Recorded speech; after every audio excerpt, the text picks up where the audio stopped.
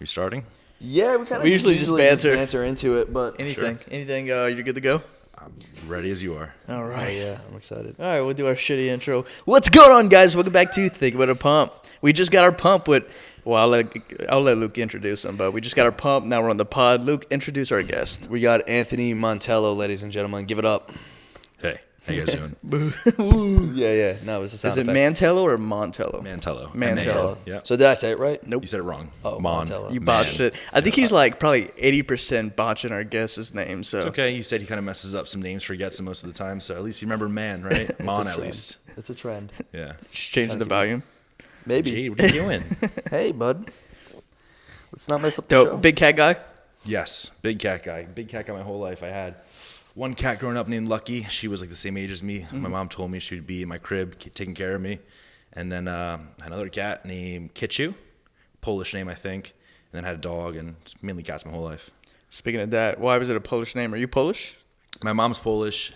Yeah, I'm Sicilian and Polish. My mom's Polish, so I grew up like a little bit of Polish words. Babcia's grandma, Yaya's eggs, things of that sort. So Kitchu maybe was cat. Yeah. I don't know. I forget honestly at this point. But yeah, we said like a little bit of Polish words back in the day. Nice. Yeah. What are you? I really don't know. People ask me that. I know I did a research project back in school. You don't know what you are? My great-great-great-great-grandpa was Native American. Okay. Actually. So you were from the homeland here of America? Yes, I believe so. But my dad, like, they're like Cajun French. Okay. Yeah. So Luke? I'm Puerto Rican, and I'm I see German. that. Yeah? I see that. Yeah. What do you see? My hair? I see the Puerto Rican. Yeah. Yeah. I'll take it. Yeah. It's cool. As Not you everyone should. sees it. Some people are just like, he looks white. But like, No, you have like a brown tone to you, you Okay. know? So like I see the Puerto Rican, I see potential Italian jerseyness. yep. Kind of sticks with you. My dad's German, so that's where I probably get my fairer skin. Okay. But yeah, Puerto Rican, German. Fairer is like whiter, right? Yeah. Well, it's definitely a different comparison next to Brodie. You don't look fair at all. Thanks. Yeah. Well, You I'd got a tan. too. And I was also just on the beach for Gymshark. Yeah. And then in Miami, just out in the sun. So I got some sun on my face. I feel Yeah, good. Absolutely. And then I tan in bed sometimes. You do? Yeah, Do just you wear red- sunscreen? Oh yeah, I put tanning lotion on. Tanning lotion? That's the opposite of sunscreen. Well, I'm trying to maximize the color I get while in the bed. Do you wear sunscreen on your face daily or no? Daily? Yeah. No. You should. Look into it. I know. So now as I'm trying to reverse my aging from, my steroid abuse Yep. back in the day, I'm now doing like skincare, sunscreen on your face just because the UV damage you'll see when people get older, they have like these dark spots in their skin. So if you can start preventing it now, you look a lot better when you're older. Okay. So look into it. free game. I'm gonna consider it. Yeah. 100%. No, today, guys, I will say that is the whitest I've looked in a long time. You think Because that? you are super tan. Got a little Hawaiian tan in me. Yeah, went on vacation not too long ago, so it's just sticking on for me for a little bit. How was that? How was Hawaii? It's fun, man. I was out there for 4 days. We were in Maui, which is like a very rural Hawaiian area. It's just like very green and nature-like, so it was sweet. The weather there is like it's kind of windy. It's like 80 degrees, always warm, island vibes, so you can't beat it. It's Hawaii. Nice. You ever been? I have not been. We wanna Plan go, on though. it. We want to go. Yeah. There's like a fitness culture out there, so you definitely should. I went. My first time going to Hawaii was in July. I went with my parents because it was like their 30th anniversary of getting married, and their honeymoon was in Hawaii. Nice. So my mom invited me and Allie out, so we went there to the island of Honolulu, and then I just got invited out for like a modeling shoot like last week. I went to Maui. What was that for? I did a modeling shoot for Manifest Sportswear Company. Okay. They do board shorts and men's physique and bathing suits. Nice. Sweet. Yeah. That's pretty Toplin's cool. Company. Was it? Toplin's Company. Yeah. Okay. He's a ghost athlete. I don't know if Okay. you met him. Oh no, I have not met him. Gotcha. But I'll meet you soon, bro. yeah, y'all look like two prime Jersey boys. So you're also from Jersey, correct? Correct. Nice. Born and raised. Are y'all close to each other? I think I asked that. earlier. Jackson. This thing that's like Jackson's where Six Flags is. Okay. That's what anyone that's not from Jackson in New Jersey, that's the first thing you think of. Six Flags. Six Flags. Six Flags is there. Any other? Nothing mainly in Jackson. The other big thing next to us is Lakewood, which is known for their hub there, and Yeah. that's basically it. With that kind of hairstyle, you're Vinny, you're Pauly D. Yeah, that'd be accurate. Yeah, it would be. 'cause Who they would get the I be? buzz cuts, kind of. Who would you be? No Yeah, one. I no don't one. think anyone. I can't be in the house. Maybe like German freaking Jersey Shore, but not the OG Jersey Shore. Damn. You're more of like what is that? What is that summer something? What is it?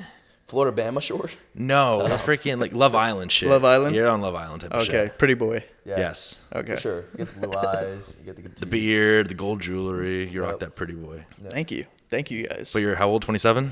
26. 26. Yeah. There's a point we got to transition out of the pretty boy and become man.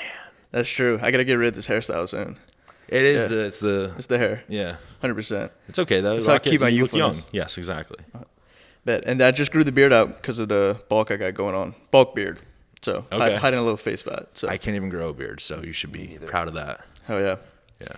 Did you have a recent injury? I mean, yeah, I don't think that's publicly spoken about, but yeah. How do you know about this? What was it? Well, yeah. I have a lingering hamstring injury, elbow tendonitis. I think that's it. Did you hit your face on something? Yeah, on a barbell. Yeah, that's I mean, what I was that referring wasn't really to. an injury. That was just I was recording a video with the Trend Twins. We did like a arm workouts on their channel, and then I left my phone somewhere in the gym, and I picked it up because I was working out for 2 hours. And Allie texted me a bunch, so I was like, "Hey, sorry, I was working out. I love you." Last text I sent was "I love you."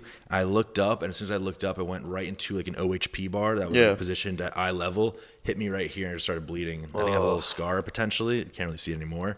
But yeah, that was an injury I did get in like October. Thanks for pointing it out. I remember, actually, I was looking at you today. I was like, I don't even notice it. Like, Yeah. I was looking for a score or something. I didn't know about it. And I wouldn't be able to tell until you brought it up. Yeah, pretty minimal. I mean, I did one Instagram story post about it saying you should see the other guy because I had blood on my face. But that was pretty much it. So it was very minimal. Thanks for, bringing it into my mind now. Yeah, no, I pay attention. I feel the pain, actually. So what are we doing here, man? For everyone that's watching right now, what's your origin, bro? You were once upon a time going to be the youngest IFBB pro? That was my goal, yeah. So you won your first overall at 17? Correct. Okay. My whole story of competition. Wow. All right, let's get into it. So, yeah, my whole thing on social media was like road to youngest pro. But that journey was a dream of mine from the age of 14. When I first deep dove into fitness YouTube, actually before we even got to the gym, right? I first got into the gym because my mom got my dad and sister that black the black Planet Fitness membership card, which means you can bring a friend for free. So on the weekends, I was 13, my dad and sister would go and I'd go with them for free and I'd just like kind of work out with my dad and I had fun with it. And I was like, yo, this is kind of fun. Like, just working out, I feel like a little pump in your muscles, like, it's for a good cause. So I was like, yo, let me rock with this for a little bit. And I mentioned to you guys at dinner that all my friends growing up were 4 years older. So at the age of 13, everyone was 17, about to go into college. And my boy, his name's John, Slim Bean, shout out you, bro. We played RuneScape a lot growing up. Nice. So we were playing video games, and he was about to go to college. He had his license already. And I was like, yo, we're kind of drifting apart. I'm like, I hope we can, get back together again. So I was like, dude, what if we go to the gym? So I brought up the idea to him. He's like, yo, you want to get a gym membership, bro? I'm like, you got a car? We could take each other after school. You can take me, honestly. So let's go to the gym. So he was down. So I remember like signing up for the gym, Planet Fitness. He signed up too. We sent like a photo of our freaking Planet Fitness membership cards. And then as soon as we started going with each other, I was like looking up on YouTube, like chest workouts for this, like just deep diving to expand my knowledge in the workout scene. And then I just like fell in love with it really quick, I think when you find like a passion of yours, like it's gonna work, like you just fall in love with it and you just go crazy with it. So I was finding like different videos, things of that sort. And my friend, he wasn't that big into it. It was more of me just being like overconsumed and trying to gain every little knowledge aspect I can in lifting. And then one day I saw this Planet Fitness trainer on a little bit of pro hormones, a little bit more glycogen, a little bigger muscles than he should have. And what's up? You want to say something, Jade? Yo. So essentially, I went up to him. I was like, "Hey, man, like, doesn't look like you're training anyone. Can you like show me the ropes around the gym?" And he said, "Sure." So it became like a daily thing or a weekly thing. Like twice a week, I would train with him. His name was Gio. And when we were training, I said to him, I was like, "You know what, man? You're showing me a lot about the gym. I appreciate you." I was like, when I win my first show, I'm gonna shout you out. If I have a speech, I'm gonna say your name in it. I remember saying that to him, and he was like, "Cool, man. Like, I'll hold you to it. Whatever. Like, I appreciate that. Like, nice words. Thank you so much." And then he showed me one day to look up. He's like, look up who Ziz is. He is the most aesthetic just physique there is. Like, he is the dream physique. So I said, okay. And I looked up Ziz when I got home on YouTube, and I found that whole, realm of the aesthetic era, who Ziz was. I found out, he died. He had this legacy. And I think probably through like a recommended video, I saw David Lade's video, that transformation. And I watched that and I deep dove into the whole, get comfortable, the whole fitness social media scene there was back in the day. There wasn't too many people. You know, Dave was really popping off. And this ties back into competing, trust me. Right. So Dave's friend group at the time was a group of people by the names of David, Dylan McKenna, Justin Martellini was a little bit in there, and Stephen Cow. And Stephen Cow was a little bit older than them and competed in men's physique. And he had the best physique out of them all. So I was like, okay, out of this whole friend group, I see this Stephen Cow guy's competing. I want to look like him. What does he do? And I heard him say he's getting ready for a show, like the John Kemper Classic, men's physique. And I watched his videos, and I was like, he's doing men's physique. Okay, I want to do men's physique. So I was playing soccer at the time for PDA. If you remember PDA in Jersey, I don't know if you didn't play sports. I didn't play soccer, so actually. PDA was like an academy team. I wasn't like full on academy. I was like pre-academy, but I played for their club. And it was my first year making that team. It was like a next step up from like your local travel team. Cool. And I was doing pretty good for that team. And I was doing well, I was progressing. And I was trying to go to different clubs to even progress further in soccer. But I just had this deep fascination with lifting. It just consumed me. I loved it so much. And I remember I just made a decision. I was like, you know what? I'm 14. I was 14 right now. I was like, when I turned 16, that was my goal. 16, I'm going to compete in my first show. So I told my dad that. My dad loved watching me play soccer. And then I told him that, and I was like, you know, I'm going to quit soccer for this. It killed him. He was so upset. Yeah. Damn. So upset. He didn't, because like, obviously I just picked this passion up, you know? He's like, why are you quitting something that you're progressing and you're good at? You played your whole life. Why are you quitting? I just knew I wanted to do something, and I wanted to get it done. So he's like, go tell your coach. You know, he was a British guy. Came from the UK to literally coach kids play soccer. And I had to have the balls to go up to my coach and be like, Simon, when this spring season ends, I'm quitting soccer. I'm not going to be trying out again. Like, I'm going to be doing bodybuilding. And to mention, when we did the tryouts, after the first tryout, he went up to me and my dad, and he was like, your son made the team. Like, he's on the team already. So, like, yeah, it was like a big change. Yeah. Damn. So I said I was going to do that. I knew I just had to, like, you know, keep that goal in mind, wanting to compete. So I did. I was like 15. I bulked up hard, didn't play soccer. 16, same exact thing. I was working like 2 jobs, whatever, just making sure I was like on a good path. Because school, I was decently smart in school, but I just didn't really care for school. I just cared about my passion, which was lifting. So eventually when the time came, I got pretty in shape. By the time I was 17, I had a good foundation. And I wanted to do my first like official mini cut. I wanted to see what I kind of had under all like this bulk. So I reached out to a photographer and I was like, hey man, can we do like a photo shoot? He said, sure. And then I showed up for this photo shoot, did my own little diet for I think like 3 weeks. And I got pretty lean. There's some photos of me doing a lat spread at 17 years old, like some classic poses. And it was actually at a national show called NPC Universe. And there was guys competing that day. And like they were like, dude, you look really good. Like you got to compete. So the photographer sent me a flyer. I remember I was lifeguarding like a couple days after. And he was like, yo, dude, like you look really good. Check out these photos. This is the flyer of the show I want you to compete in. I said, okay. So then I had in the back of my mind a coach I wanted to use, which was Kyle. Mm-hmm. Just because when I was 14 and I had the idea of competing, I was scoping around the area of local bodybuilders and who their coach was. So at Planet Fitness, the gym I was training at, there was this guy, and his name was Jason Amato. He was the first ever classic physique pro in the whole division when it first came out. And I went up to him once, and I was like, hey, man. I was like, I don't know if you take this as a compliment or not, but you remind me of Bradley Martin of New Jersey. Because he had like big muscles. You know, he wore a hat all the time, and he kind of laughed. And I think he took it as a compliment, you know? Yeah. And I DM'd him once, like, hey, man, like, who's your coach? And he was like, oh, you know, I can coach you. I was like, no.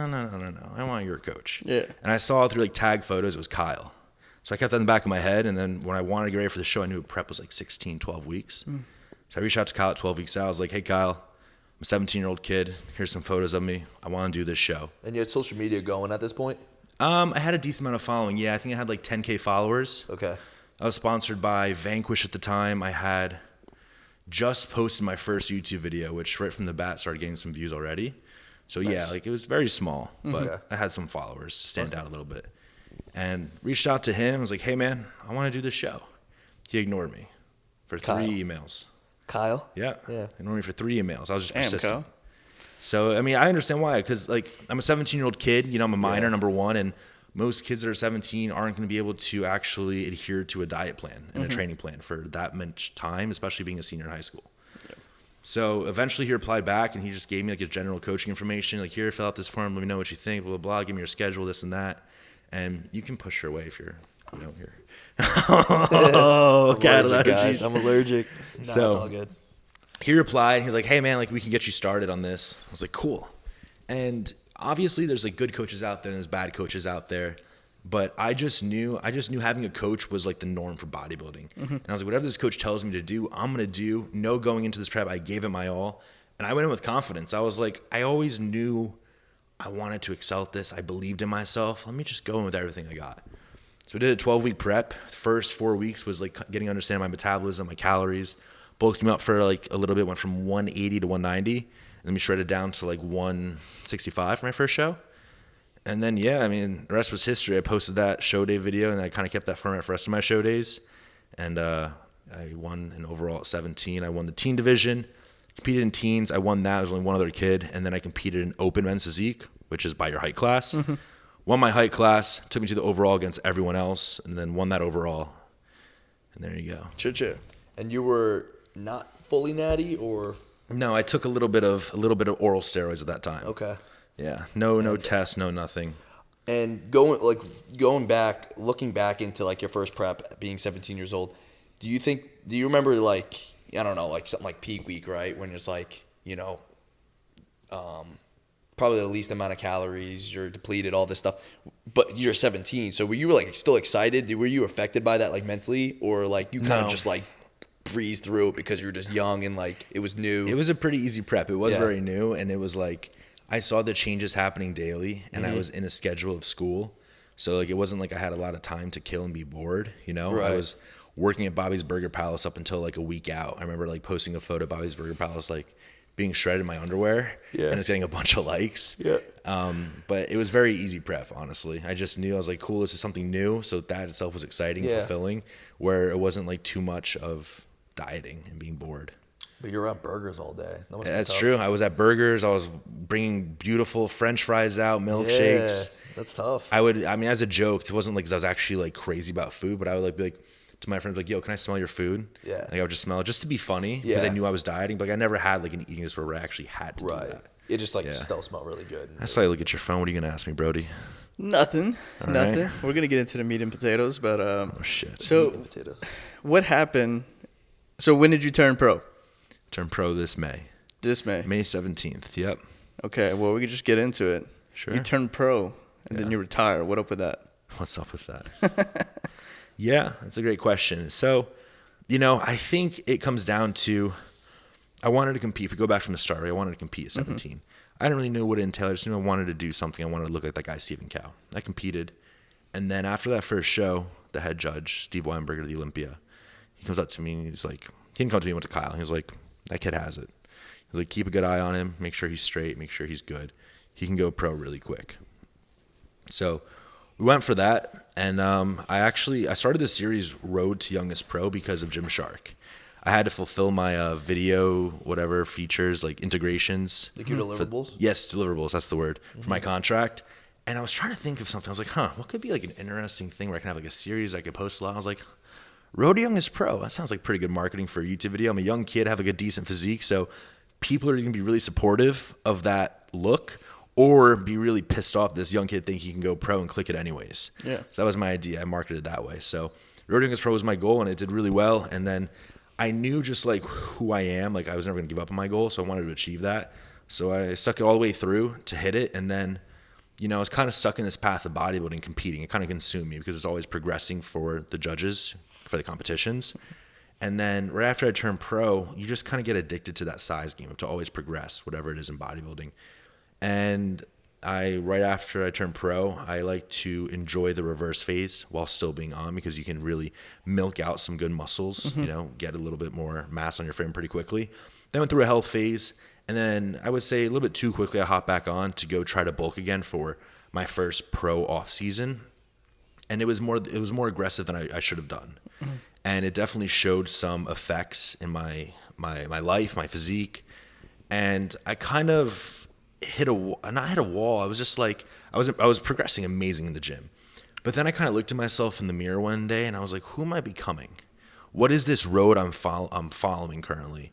Am I doing this just to feel like I have a purpose, or is this truly what I want to do? I wanted to compete in the first place. Cool. I've always liked that aesthetic look more than the bodybuilder look because it was more appealing to the masses, appealing to my own visual of how I wanted to look. And then it was just like, when you bodybuild, you get all these compliments the whole time. You're so dedicated. I can never do what you do. You're so disciplined, all these things. And you feel like you have a purpose, And then I kind of realized this purpose wasn't really for me anymore. It was just to continue in the sport I was doing, and I'm not liking how my life's becoming. So then I was like, let me pull back a little bit. So I came off. I started just like finding a good balance in life and the gym.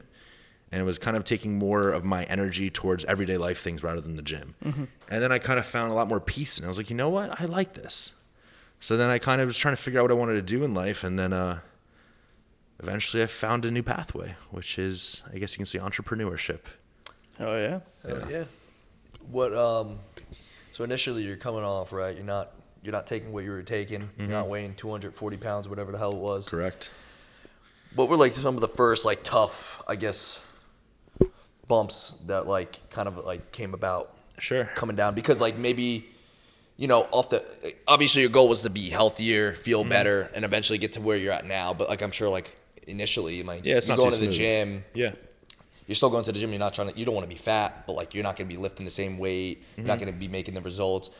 Was that like sort of like I don't know? Was there a moment where you're like you were questioning whether you're going to regret doing what you're doing? No, there was never regret. And I know what you're trying to ask. Essentially, like was I never not pleased with the path of coming off? Essentially, was yeah. No, it was definitely like I got to the point where I got injured. I hit some injuries. I was like progressing like a truck. When I was pushing my last cycle, I went from 217 to 240 pretty quick, progressing in all my lifts. I remember like I started incline dumbbell from like not seriously training too heavy because I just moved down here. So like 90 pounds for like 8. And that turned to 150s to 8 in like a matter of 10 weeks. That's crazy. Yeah, it was crazy. And then I got injured. Whenever I trained for like strength and also volume, I got injured pretty quickly. So when I was also coming off to kind of, backtrack, I knew I wanted to get these injuries away. So I knew that, okay, my muscles are going to deplete a glycogen, but I also had a lot of inflammation in my physique. So I knew by coming off and also eating better and doing cardio now, this inflammation will deplete and the shreds will kind of come back in. And then I found like this happy medium of, oh, wow, I'm 210 pounds, way above the average American that actually has an 8-pack and lean muscle. So, wow, yeah, anyone that looks at me is going to realize this kid has a great physique and I'm not thinking this niche of bodybuilding that I once was. So it was pretty seamless. Yeah, I can imagine because you still are massive. Thank you. You look good and you're shredded still. Yeah. In my opinion, in my eyes, yeah, like you're leaner than me. Yeah. And I've been lifting for 11 years. Yeah. I've been lifting for 9. Yeah. So yeah, no, it's just like I had that realization that most people like we're our own worst critic when it comes to our own ego and body dysmorphia, right? We're always like, damn, man, I looked better like last week when I didn't eat all this food. But when you're out in the beach or you're out in like your muscle tank, people look at you. What is the first thing they think? They go, wow, he's got nice shoulders or arms. They don't think, oh, he's a little bloated from his sushi he ate. They don't know what you did, That's how it feels. They see the front like. cover of what you're showing them. So then you just got to realize the perception other people have of you for you to have like an easier life in that way. Yeah. Yep. 100%. It's a good way to look at it, man. Tell me a little bit about yourself, guys. I don't know too much about you, if I'm being honest. What you want to hear? The script. Not many people flip it on us. What you want to hear? What you want to know? So you've been lifting for 11 years. What about you? I would say over 7. Started at around 19. But I was always in the sport. So I mean, I've done the they made us lift the weights for baseball, but it wasn't serious training. I could say a decade, but I say 7 years. Okay, so what got you into the gym first? My dad. Your dad? My dad. I just grew up with a dad that always lifted. Yeah. Like I just remember being a little kid, going up to the basement door, and like you have a laundry room in the basement, and it's just like a ripped apart like floor, and then you have like those like an unfinished sinks. basement. Yeah. Yeah, but it wasn't like the whole basement like that. It was just like the An separate area. spot. Yeah. Yeah, I got and that. he'd have all of his gym equipment in there, and I just wonder what he's doing because I could hear music. And yeah, eventually when I got old enough to like hold the bar, like 45 pounds. I got involved. Okay. But it wasn't like a consistent thing. It would be like whenever I just stumbled across my dad lifting. Uh-huh. Maybe I'd go in and like max 45 pounds out. Okay. And then I just loved it. Like I loved the fact that he loved to lift. And then as I got older, you know, I just wanted to be strong. So I'd start benching with him. Like once every like 2-3 weeks. There was no like structure, but I would bench to see how strong I can be. Didn't care about bodybuilding. Didn't care about how I looked. I was too young at that point. Probably like early teens, like 12, 13, 14. And then eventually something clicked. My brother always had abs. I never did. So that was like my first real goal. Started getting like the 6-minute ab workouts. Yeah, that I were used on, to like, do the this. TV. What's his name? Chris? No, not Chris. Six pack shortcuts. Hernia? Maybe. Chris? No, you don't. He's like a Chinese or Oriental Asian Yeah. man. 6-pack shortcuts. No. It could have been that motherfucker. I don't know who was on the TV. I don't remember his name. I just used to do remember that seeing stuff. like they were coming out with new ones every year, and I believed in it. I believed that those models were dead ass getting abs because From of their those, workouts, From yeah. those workouts, but I was dumb and young. Yeah. So my dad. That's how I kind of started too, actually, Yeah. if we That name's backtrack a little pissed bit me off. more. Because growing up, my best friend Frank, he always trained with his dad in his basement. So Yep. they would just do like a bunch of bicep curls. And I remember in 7th grade, I had this, during winter break, our gym teacher assigned us to do like a workout program, create a workout program and do it during winter break. And I'm sure most people just created it and never did it. But I actually was like, you know what? I'm going to create one and do it because I had a little gym in my basement. So me and Frank would go on FaceTime. He would like do his bicep curls and stuff. I would hit my like workout I created, and then I'd do the 6-pack workout stuff. And I got a 6-pack. I asked my friend Frank, I was like, how quick do you think I get abs? And he was like, about 8 weeks. And I didn't know if that was true or not. I just like listened to him and I did it. I did get abs in like 8 weeks. I was like, this is sick. Yeah. Because like you start talking to girls in like 7th grade and stuff like that. So it was pretty cool. That's what it was. It was like the coolest muscle to have. If you had a Yeah, 6-pack, everyone like all the girls thought that was the coolest thing. Yeah. So like I was like, damn. Yeah. And then like my brother just had them. Yeah. Like you kind of like flex on me, and I'm like, fuck you, you know, beat him up, whatever. And I was always had like chub. Which one? My younger brother. I Jake. got you. Oh, wow. Younger brother got you, huh? Yeah. Mike Chang? He's really good at Mike Chang genetics. is the name, yeah. Okay. There we go. Yep, that was him. No, I definitely did that in my room. Yeah, no, but I would. It was always a self-conscious thing. Like I would hide away to do it. Like I would hide and do sit-ups in my bedroom. Lock your and door. lock my door. And if someone were to pull up, I'd be like, yeah, I'm not doing abs. I'm not doing crunches. That's funny because my parents knew I was doing it, and like when I traveled to Spain to play soccer once. Yeah. And so when I was like in my routine of doing the ab workout, so my parents like made a joke like, "Oh, you gotta make sure like your roommate knows you're doing your workouts." And I didn't get to do my workouts that whole week, but it was funny because that was like very known of me to do. Yep. That's funny. That's where it stemmed from. And then I've always liked Dragon Ball Z growing up and shit. So Okay. like seeing them, I was like, damn, that looks Yeah, so they have like cool. their anime muscles. I Anime never watched muscles. anime, but I see like they're all pretty jacked. Dragon Ball Z is the coolest. Okay. And it's the OG. And if you look at any of them, you're gonna want to look like them. Yeah. They're not like overly big. At least some of them, they're just like jacked and they know how to Aesthetic. fight. They look good. Yeah. And so I didn't really play any like high school sports or anything really.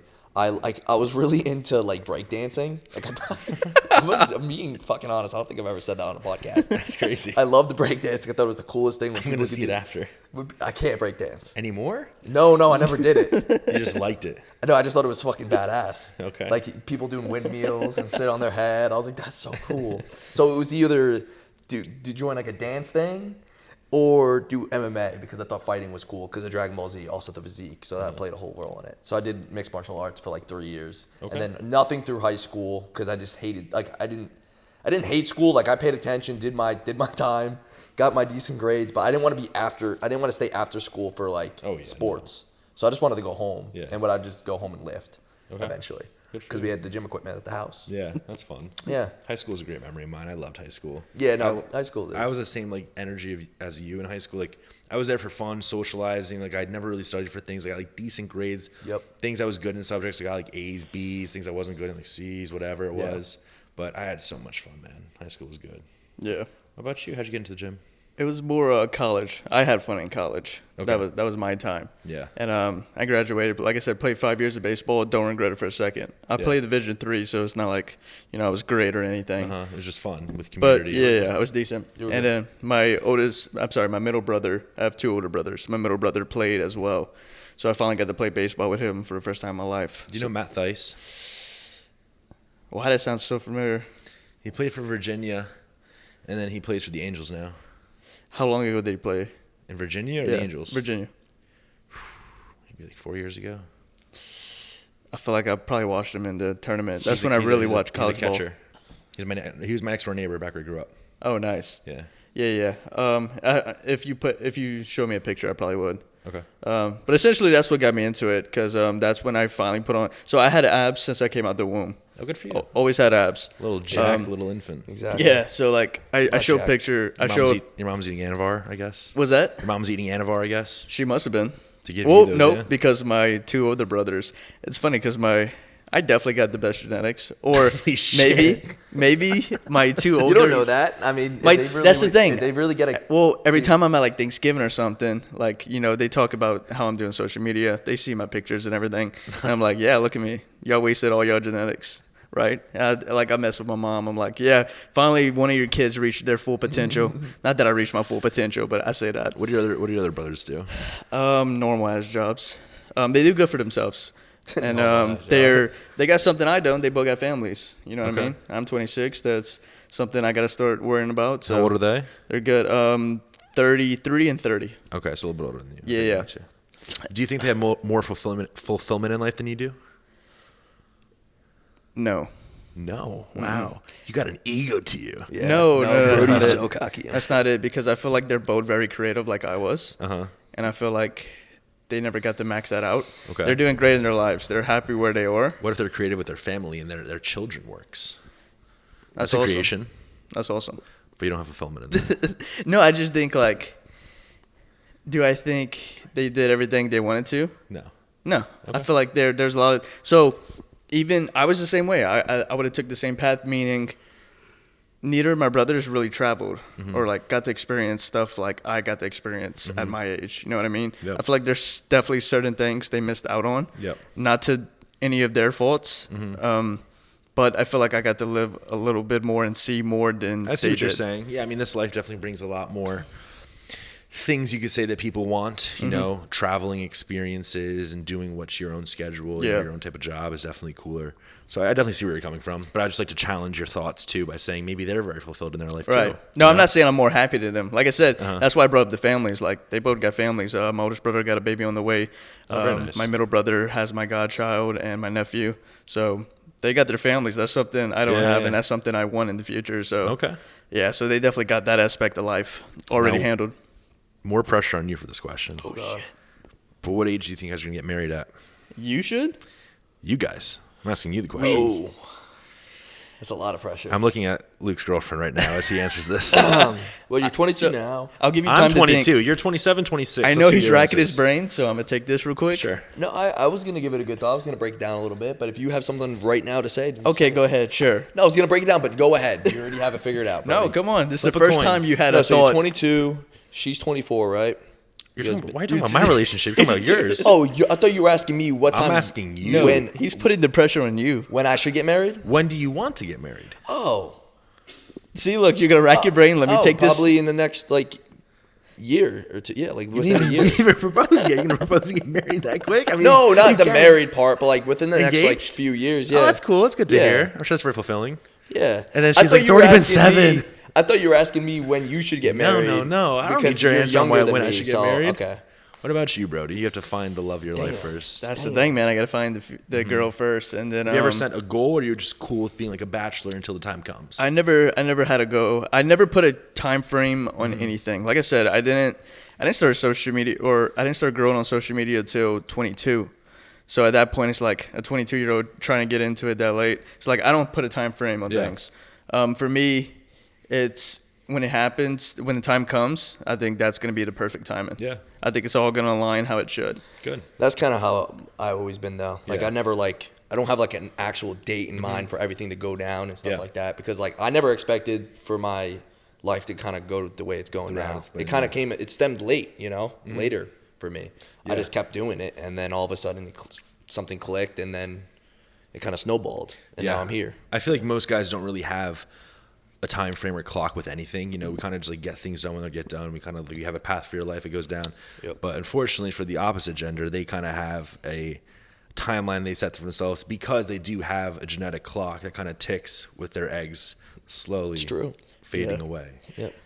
Like doing That's more of social that's a media. family question, too. Yes, though. it goes. Yeah, I mean, Yeah. some people obviously correlate marriage with family around Yep. the same time, stuff like that. So that's kind of why I ask. That's like people ask, oh, you feel like you made it? It's like, you feel like you made it in life because I have success on social media. I don't really give a shit about that. It's like when Yeah. I feel like I made it is when like I'm sitting there, maybe it's in the morning with my family. I'm looking around. We have a couple pets. Mm-hmm. That's when I'm going to be like, damn, I made it. You know what another good way to look at it too is? What's that? You know, whenever you set a goal out for yourself, and this kind of relates to my road to pro, you set a goal out for yourself and you achieve that goal and it's not as fulfilling as you once thought it would be. Yeah. It's because you always live in the future. You're living that future for that goal. And when it comes, it's not that great. But the real present is living in the present, right? So as long as you're happy every single day, you wake up with gratitude and you wake up like, wow, all right, things are going along in the way that I project them to. I'm happy.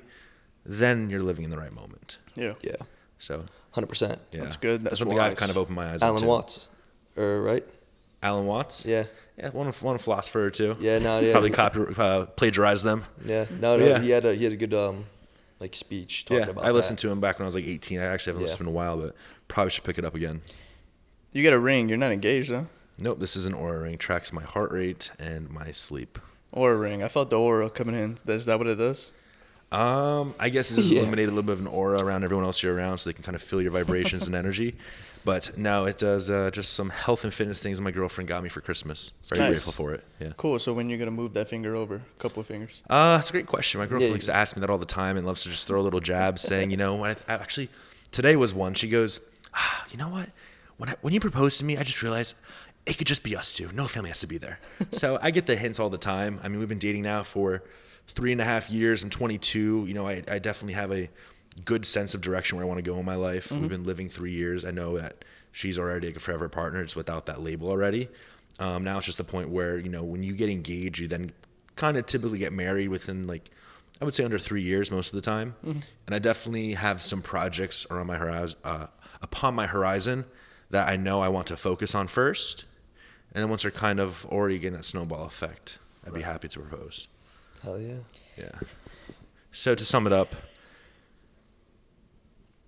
2 years or 3, something like that. Okay. Gotcha. They heard now, it. Let me ask you this. When you get in a relationship with a girl, do you think there's too soon or too long? Repeat that. When you get in a relationship, you have a girlfriend, do you think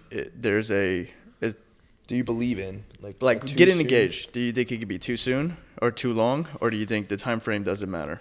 It's a great question. I think it varies from couple to couple. You know, I have some friends that my buddy Grant, he got engaged 9 months in. You know, I hear some people's parents get engaged really quick. They just know it's the one, and then it worked out for 40 years. So I really think it's just becoming self-aware and realizing that, yeah, this one's the one for me. You know, I don't really think there's necessarily a time frame. If you want to not necessarily weigh out your options like this girl or this girl, but like you're in a relationship, you want to feel it out first, understand, okay, if I'm ready to commit to this person for the rest of my life and you want to hold that promise, maybe you want to feel the ship out a little bit by living with the person, seeing how they are, who they are in the morning, at nighttime, how they cooperate with you. You know, maybe how you take care of pets. You can look into how they take care of kids one day. Are they going to be a good mom? So it really depends on how you view it, I feel like. I don't necessarily think there's a time frame now. It's just all dependent on the person. That's good. Yeah, no, You guys? 100%. Good. No, I agree with that. Yeah. I mean, I think it depends. I mean, also it's just like culture too. You know, Yeah. a lot of it plays a It depends And on how you religion, grew up and stuff people- like that. Everything. That's true. Yeah.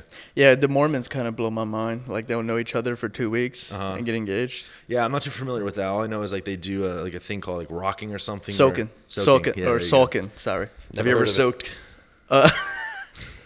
No. You asked, No, did definitely he ask not. you if you ever been soaked? Has he ever soaked? But Oh. I won't put their name out there, but I do have a buddy that dates a Mormon girl, and so I always mess with him about that. So he soaks. What's soaking? Yeah. Soaking is when you insert the male genitalia into the female genitalia, and then you can't actually do the You can't thrust. penetrate. You can't penetrate. I've heard of So this. someone shakes the bed, so it kind of works out for you because someone else is doing the work for you. That seems super weird and strange, but It's cheating. Yeah, yeah, it's kind of crazy. it's basically loopholes in the system. Who do you decide is gonna shake the bed? Oh, If wait, you wait, two wait, are wait, Mormons, wait. maybe Brodie would do it. Yo, Real I question. don't know Real about question. that. Yeah. Your boy really wants to have sex. My boy. He's Hypothetical. Mormon. All right, they need a soak, whatever the hell it is. You shaking that bed or what? Are you helping your boy out? Yeah. Okay. Yeah, I guess if not, he's not your boy. Yeah, if it's like a good friend of mine, or even like not like a good friend of mine. You listening in, or you popping some AirPods? Of course, I'm listening in. Okay, he wants to be involved. You know, Not that's even real. involved. That's You just can remember it for later. real. Remember it for later. Okay, That's funny. that's good shit, man. Serious. You're a real friend to this guy, hypothetically. It could be a stranger. A stranger you would do it for?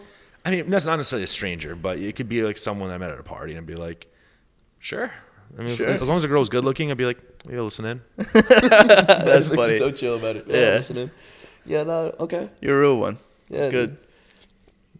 I don't know. I never thought about it for myself, but Neither have I until now. all right. But just judging on who I am, I think, yeah, that's what I would do. Awesome. Okay. Kind of transition a little bit. Did you have a question? I saw you looking. No. Cool. I wasn't gonna say anything Yeah, specific. you keep mentioning the social network, and you mentioned you want to move on to entrepreneurship. Mm-hmm.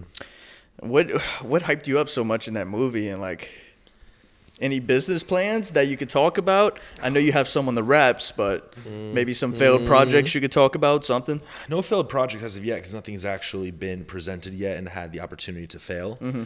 So yeah, let's start with the social network itself. It's very interesting.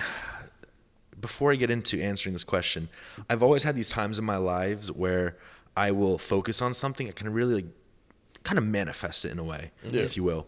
Before Road to Pro became a thing, I was sitting there in my room, like just visioning something out, like kind of a reality TV show in fitness. And then I manifested Road to Pro, and it worked out. Another time was moving down to Florida. I manifested this thing, and it worked out. So kind of the same vibe when I watched The Social Network. I heard about the movie because our good friend Sebastian, he knows every movie, every actor, like a movie enthusiast to a large degree. I don't know any. I kind of know some actors. He can name anyone from A through Z, numbers 1 through 12, like crazy. So he's like, "You haven't watched The Social Network yet?" And I heard this name so many times, and I was like, "You know what? I'll give it a watch." So one day I was just chilling here with Allie, put it on Amazon Prime, and I watched it for the first time. And it's a very cinematic movie that showcases how Mark Zuckerberg created Facebook. And from everything from the direction to the actors to the soundtrack alone is amazing. It's my number 2 listen soundtrack right now on Really? Spotify. I work out to it. I listen to it. It's amazing. It's very good. And it honestly, I resonate that movie a lot to how Dave edits some of his YouTube videos, David Lade. And I talked to him and he answered, yes, he does, because that movie inspired him. He has a full dedicated YouTube video where he uses the same soundtrack for an LA vlog. Oh shit. But when I was just watching it, I was just so fascinated by how this idea sparked and this passion, and then how he was able to honestly have this startup be a good time with his friends. And that's something I've always enjoyed was bro time, you know, especially being in a relationship with my girlfriend. It's me and her going to bed with each other every night. You know, I missed out on bro time. I didn't go to college, so I didn't have like this time with bros a lot. So even when I go to a barbershop, like I love talking to the bros there, whatever it is. So to tie this in, you know, when we go to YoungLA events, I love hanging out with the dudes there. You know, like whenever you go like to an Airbnb that's like paid off by your sponsor, and you're just kind of chilling there for the rest of the night, you're kind of kicking the shit after work's done. That to me was always so cool. So I was watching this and I was like, for one summer, they went to San Francisco and just grinded on creating Facebook. This was after it was already created, they just like improve it and stuff. But I was like, wow, they created something that was able to essentially pay off their living expenses and all this stuff. And they just had a community, and you just made it with their friends. That's really cool. It's like, why can't I do that? You know, I like my friends that I have at home, I would love to essentially not necessarily create a business with them, but create a business myself and hopefully be able to help them out where they could work for me and have each other close, you know? Yep. So it just sparked this motivation in me when I was like, I wonder if I could think of something I can create. So I was just throwing ideas out in my head. I told you a little bit. I had a sex toy idea. I had a caffeine reset tolerance pill, but I was like, I don't know too much about this stuff.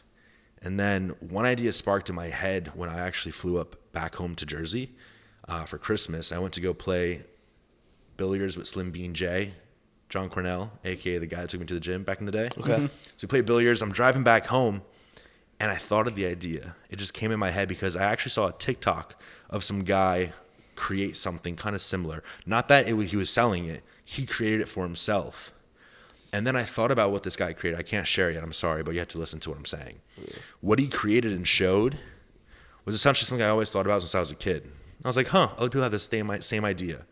I was like, what if you can actually create this in a pleasing way where people will buy it and manufacture it at scale. So then I was thinking about it. You can push her. If you can't push her, Brodie, push her. Good. Jade, come here. So essentially, I was like, okay, manufacture this at scale. And I wanted to think a little bit more. I was like, you know what? This is something I can actually do because I have a connection to this. Someone I know I can trust. Someone that you may actually know. So as soon as I thought of the idea, it just ran through my mind. When we were in New Jersey, I stayed at my parents' house. Allie stayed at her parents' house. So I had the night, and I didn't have a girlfriend to bother me. I had my notebook open, and I wrote down the idea, wrote down what I could do with it, just all these different potential ideas, like how to expand this or narrow this down to be like the perfect product. And then I sent a message out to this person who is in this industry to help me create it. And I took a call with him, and he loved it. He said he definitely thinks there's a hole in the market for this. And I was like, I am excited for this. I'm super passionate about this. Like this is something that would actually fix a problem I was dealing with, and a problem I know other people deal with, and there's nothing like it yet. So I was just super like fascinated and like excited about it that it consumed my time. And then honestly, yeah, it's been in motion since that idea. The idea stemmed December 23rd, and it's now February 12th. So it's been like 6 weeks. Mm-hmm. And officially, it's in the R&D phase, and hopefully will be available around summertime. Shit. Nice. Yeah. Can you give any hints? You got me very curious. Yeah, I'm so curious, bro. I want some hints. We get it, though. You don't want to share your idea. I don't want to start guessing. Yeah, the issue why I can't share yet is because obviously I'm a kind of a one-man team right now. Sure, I have help creating this in the R&D phase and distribution down the line, but right now there's big companies that have a way bigger wallet than I do. So if something that they have the idea with, maybe their marketing isn't the same, or they get the concept at least, right? Yeah. They could take over first. Yep. I need to be at least 6 months ahead of them. So are you trying to patent and trademark everything you need to do? Yeah, it's happening very soon. So right now I have the name's already trademarked. Okay.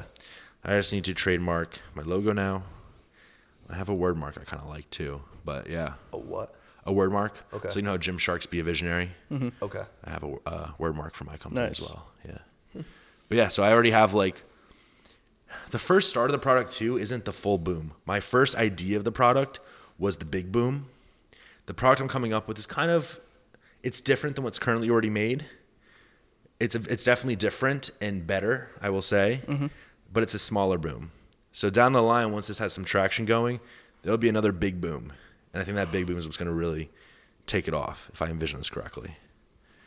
Now, is it like a tool? Is it a Not food supplement? Service? Not a service. Okay. Manufactured at scale. Okay. That's Okay. right. That's true. All right. Okay. Yeah. All right. Look, we'll stop guessing. I don't want to think too much because he's not going to tell us anyway. Stop gatekeeping, bro. It's going to be out soon enough. Very curious. I'll be It's looking good. forward to it. Yeah, I'll no, make I'd sure be happy to support. send you guys some. I think it's something that Send y'all some. Okay. All right. All right. Getting hints. little hints. But no, it's definitely something I think a lot of people would appreciate. I think Gen Pop will still have to I think they'll get around to it because it's definitely a booming industry and a booming product. Mm-hmm.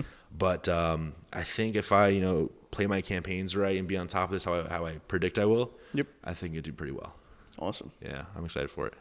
And honestly, like, it's just more exciting because it's something new, So I'm trying to absorb as much knowledge as I can. Like, I want to be able to walk through the field, step in some shit a couple times, and realize, okay, I'm not going to step in that shit again. Yeah. So it's been cool. I've been very open-minded and more open as a person, just in terms of networking. Like, I talk to random people nowadays, and the networks you can find and create just by having a simple conversation is insane. Like, I met a distributor at the gym the other day. Actually, I was pissed off. I didn't bring my headphones to the gym. I was like, damn it, man, it's going to be a bad workout. And then I was overhearing a conversation. Some guy goes, hey, are you Anthony? I was like, yeah. He's like, hey, man, I'm blank. I'm actually coached by Kyle, too. And I was like, oh, nice to meet you, man. And I hear the conversation he's having with his client, and I basically hear distribution. And I was like, excuse me, I'm sorry to interrupt, but can I ask you what you do? And he told me he's pretty big with distribution. I was like, I have a product coming out. What do you think about this? And he was like, hey, you know what? When it comes out, send it my way. I can help you. So it's just crazy what you can do by striking up a simple conversation. Yeah, man. That's true. It's like a video game, you know. You never know who you're gonna hear talking, and you just go have a small interaction, and then boom. You know what the best part is?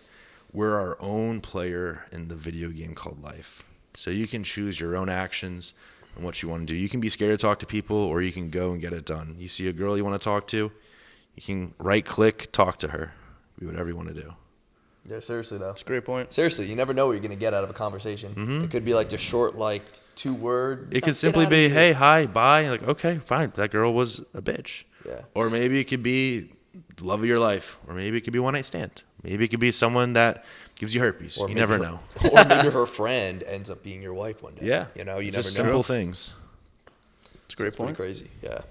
But all right, man. Well, I'm looking forward to this new Endeavor. endeavor. Yeah.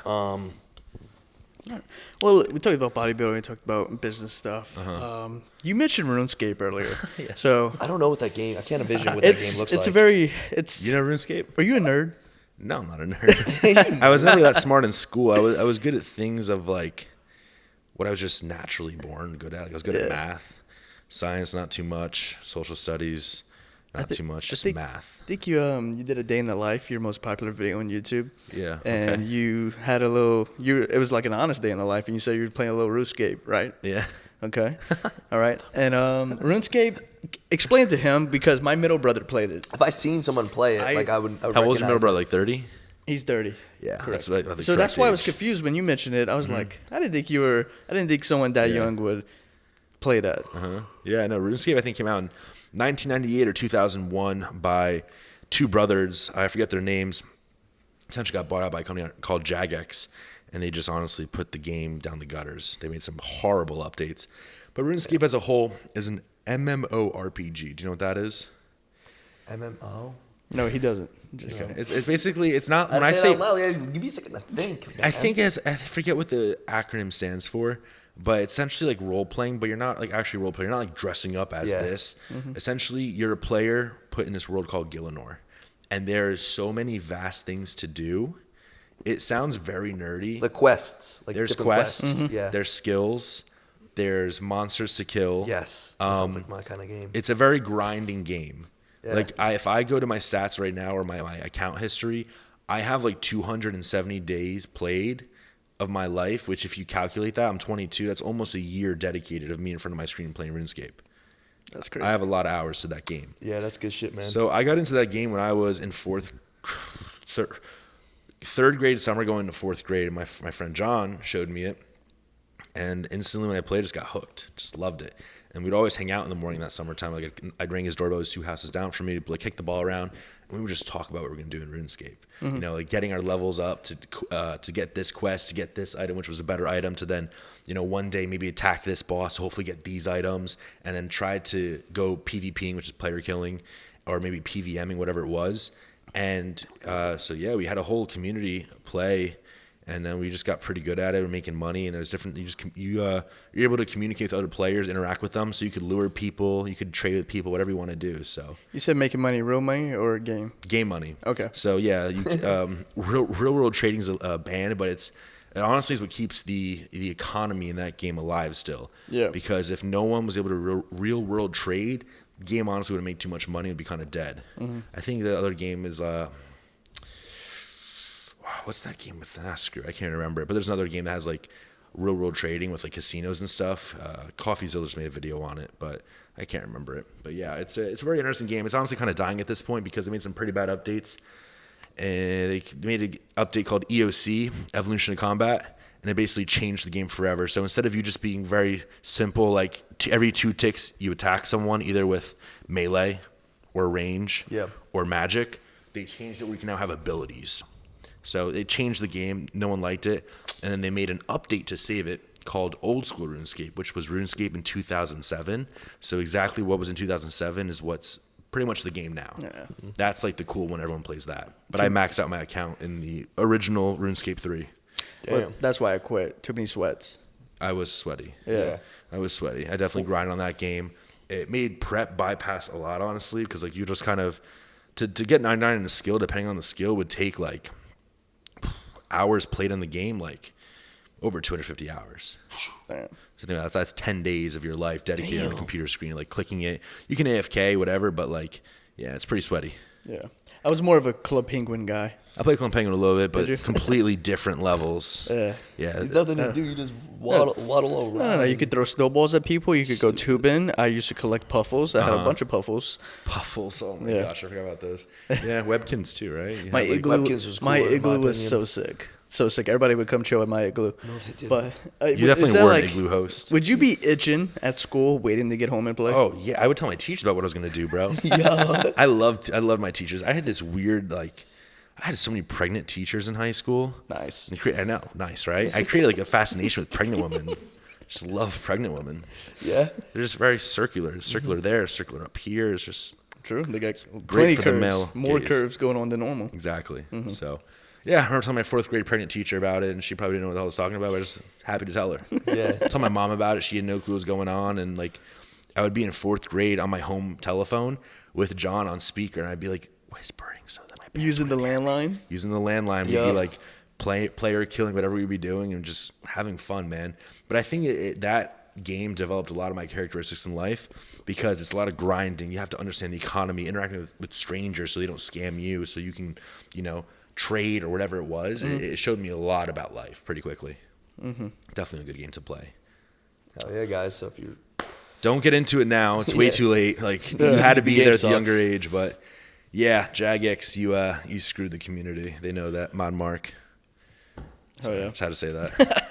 Yeah, I feel like eventually all games get ruined. That was kind of like Fortnite. They started putting way too much in, and now they got OG Fortnite, so they have to backtrack because they realize, we kind of goofed. Yeah, the community appreciates that. Yeah, they had to back. Yep. The community appreciates that, but like once again, it's like there's a peak of everything. Nothing always continues to rise. There's always a peak, and things always go down. Okay, so you work out. Do you still play video games? No, I don't. So what's your free time like? What do? You have any hobbies? I read. You read? I read. Something I never thought I would have done. Yeah, I read like one book in high school, and it was called The Young Boy in the Sea. A very famous book is called The Old Man in the Sea. I didn't read that one. I read The Young Boy in the Sea. And I remember it was the only book that actually fascinated me. I read it. Small book. But reading stemmed down to, besides of like me trying to continue this business that I'm doing, when I'm always thinking of ideas, driving them down so this progresses, I like to read just because I know it's something that a lot of people don't do, and a lot of us, what do? We doom scroll, right? We do things that a lot of people they find comfort in, and no one's bored anymore. Our boredom comes from absorbing dopamine, like doom scrolling.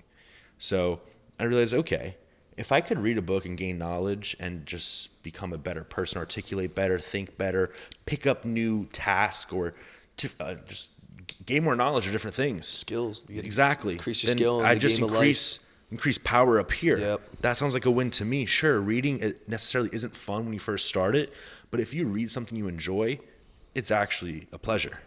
So the first book I started reading when I got back into this was when I went up to New Jersey. It looks like the whole trip kind of changed me for the better. I went up to New Jersey for Christmas, and we were walking around. This Christmas? Yes. Just as okay. Actually, right before the Christmas. We went for Thanksgiving. Okay. And after Thanksgiving, it was Black Friday. Me and Ali walked around the mall, and we weren't shopping. We were just window shopping. And we walked into the store called the Love Sack, and I watched Social Network like a week before this. Okay. So I was just going to different stores, observing different store layouts. And I noticed a lot of the store layouts now are kind of like Apple, where they have displays and all the inventory is either in a warehouse or in the back. So it seems like the new kind of way of selling things. So I was observing all these stores, and I went into Lovesac because this couch is a knockoff of the Sactional that they have. So when I was into the store, whenever you go to those stores, salesman approaches you. Hey, how can I help you? Can I show you around this and that? And typically you just blow them off really quick, like, no, thank you. But I'm kind of weird, and I'm not that awkward, but I'm weird. I'll be honest with people. I'm like, nope, I'm just here observing different stores, different entrepreneur layouts of things. I just want to see what they have. And the salesman that approached me was like maybe a 20-year-old girl with very little sales experience. She was like, oh, okay. I wish you luck. Enjoy your view. And then another salesman who's a bit more experienced, a little bit older, like maybe in his 40s or 50s, tapped her on the shoulder and handed her the store owners, the Lovesac CEO's book, and it was called "Let Me Save You like 15 or 10 Years of Entrepreneurship." So she's like, "Oh yeah, here. This is the the CEO's book of how he created this business," and I picked it up and I looked at it and I was like, "Sure, I'll buy it." And it said like all proceeds go to the FBLA, which is the Future Business Leaders of America. When I was in high school, I was in the business academy, and there's 2 clubs you have to do, either DECA or FBLA. I did DECA. So I was like, you know what? This is going for a good cause. It's for like school groups, stuff like that. I was like, you know what? I'll buy it. If I read it or not, went to a good cause.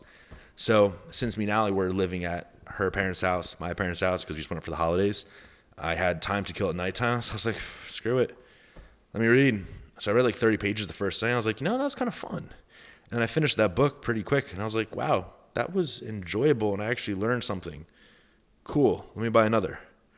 And that's how that kind of new passion picked up. And then the next book I'm reading got moved from the counter, but it's called Tool of Titans. And it's basically the author has interviewed a bunch of different successful people, like Arnold's in there and some other people. And he just asked them some certain questions about the knowledge they gained in life, some of the best knowledge they have, tools and tips and things of that sort. So each chapter is like a little blog about the person with different tips they could offer you. So yeah. Good shit, man. Not I bet too a lot bad. of people wouldn't expect that. What's that? I bet a lot of people listening that know you or follow you probably wouldn't expect that unless you've been posting about it. Yeah, no, I wouldn't expect that either of myself because like most of the time when I was in my bodybuilding realm, I would be rotting.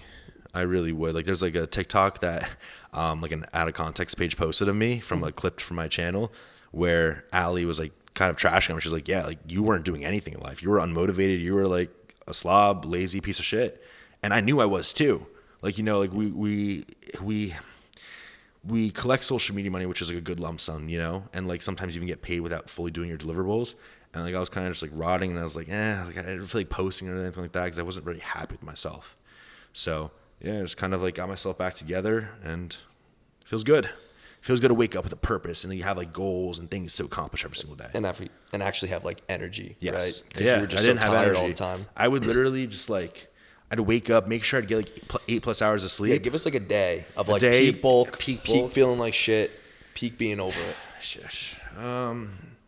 Go to bed around 1, wake up maybe at like 10, maybe like 9 hours of sleep. Wake up, contemplate going in the cold plunge or not if I had enough willpower. Do the cold plunge, shower, breakfast, steak and cereal. Yeah. Crazy combo. Such a crazy combo. I would eat like 150 grams of carbs, 200 grams of carbs of cereal, 12-ounce ribeye steak, and I'd feel so lethargic from that because I'm having like Red 40, all this corn syrup, processed shit, and steak, which is heavy in itself. And I would come here with my cats, and I would rot. Doom scrolling TikTok, Instagram Reels. Just like all day. Yeah. And then eventually then my pre-workout meal would be cream of rice, a little bit better digestion. Or actually, I couldn't even do cream of rice because I was bored of it. I was doing Rice Krispie cereal and protein powder. Hour and a half later, go train my ass off. That was always like the best part of your day. Yeah, because I'd always look crazy in the gym. Yeah. I had like that high of the pump. And then I would drink 100 grams of carbs intra-workout. Come back home, another 200 grams of carbs. Protein shake later on that day. Another steak and cereal. How many calories? Oof, over 6K. Ooh, dang. Yeah, bro, that was a lot. So that was, and if I was still like that, my goal for that was like continue bulking up until like January, and I would have been like cutting now, but I still would have been like probably like 240 still. Damn. That would have looked fucking rough. So like you'd come here and doom scroll when you had this nice TV. You didn't want to put on a flick, a movie. Like that would obviously be better than just like short form. Yeah, no, a movie definitely would have been better than short form, but like honestly, it would just be like, I didn't have the attention span. Exactly. Yeah. Yeah, I just like didn't even feel like existing. I just wanted like quick dopamine, like either like sleeping, working out, or whatever. I just felt super lethargic the whole time. Well, I'm sure there's a lot of people that are watching this that are probably in that situation right now. And now you say you wake up with a purpose, you have goals. Mm-hmm. What advice would you give to them to make that switch, to change their mindset? You really got to self-reflect on yourself and ask, like, what do you want out of life? Of course. You know, if you want to continue down the bodybuilding path, the workout path where you're progressing your physique, sure, you can continue on that path. I'm not telling you to stop bodybuilding just like I did, but maybe make better choices in the aspects of, okay, when you wake up, are you waking up late? Is it because you have the freedom to, or you just, I had the freedom to wake up late because I do the social media job. but that also led me to be less productive throughout the day. So I could have made better decisions in my bulk state. Like I could have woken up earlier, went for a brisk walk in the morning, got some sunlight, ate eggs and oatmeal or rice instead of steak and cereal. I could have made better choices to make myself feel better. You don't just have to quit bodybuilding, but you just got to kind of like realize what you're consuming and what you're outputting will be the answer to what you're gonna get out of it. So I guess my answer is you have to self-reflect on yourself, realize is what you're doing, are you giving your 100% to have what you think you should get out of it? If not, okay, then give the 100%. Right. Yeah. So to summarize that, Anthony Mantello says, stop being pussies. Yeah, stop being a pussy. There you go. No, but that's good. I was going to say, I don't know if you mentioned it in the beginning, but like was it a click when you were like, oh, I'm going to quit bodybuilding, or you kind of knew in advance? Did you feel it coming, like, did you feel it rising? No. It clicked, right? Yeah, it clicked because someone pointed out for me. So a big brother in this sport reached out to me, and he actually sent me a pretty gnarly voice note on my message. So I posted a YouTube video called 240 Fasted. Yep. And essentially was when I hit 240 in the morning, fasted weight. Yeah. And it was always a goal of mine because when I was in LA once, there was this Chad dude who was super funny. And he was like, yeah, dude, I ran Trend during COVID because I heard like you can't get COVID if you're running Trend. He's like, I'm 240. He's like, I'm hooking up this 18-year-old. I'm 240 fasted, I told her. So 240 fasted was always just like a funny number in my head. I was like, I want to hit that one day. So I hit it, posted that video, and this big brother in the sport sent me a voice note. And first it was a text. He said, hey, bro, you need to slow the fuck down.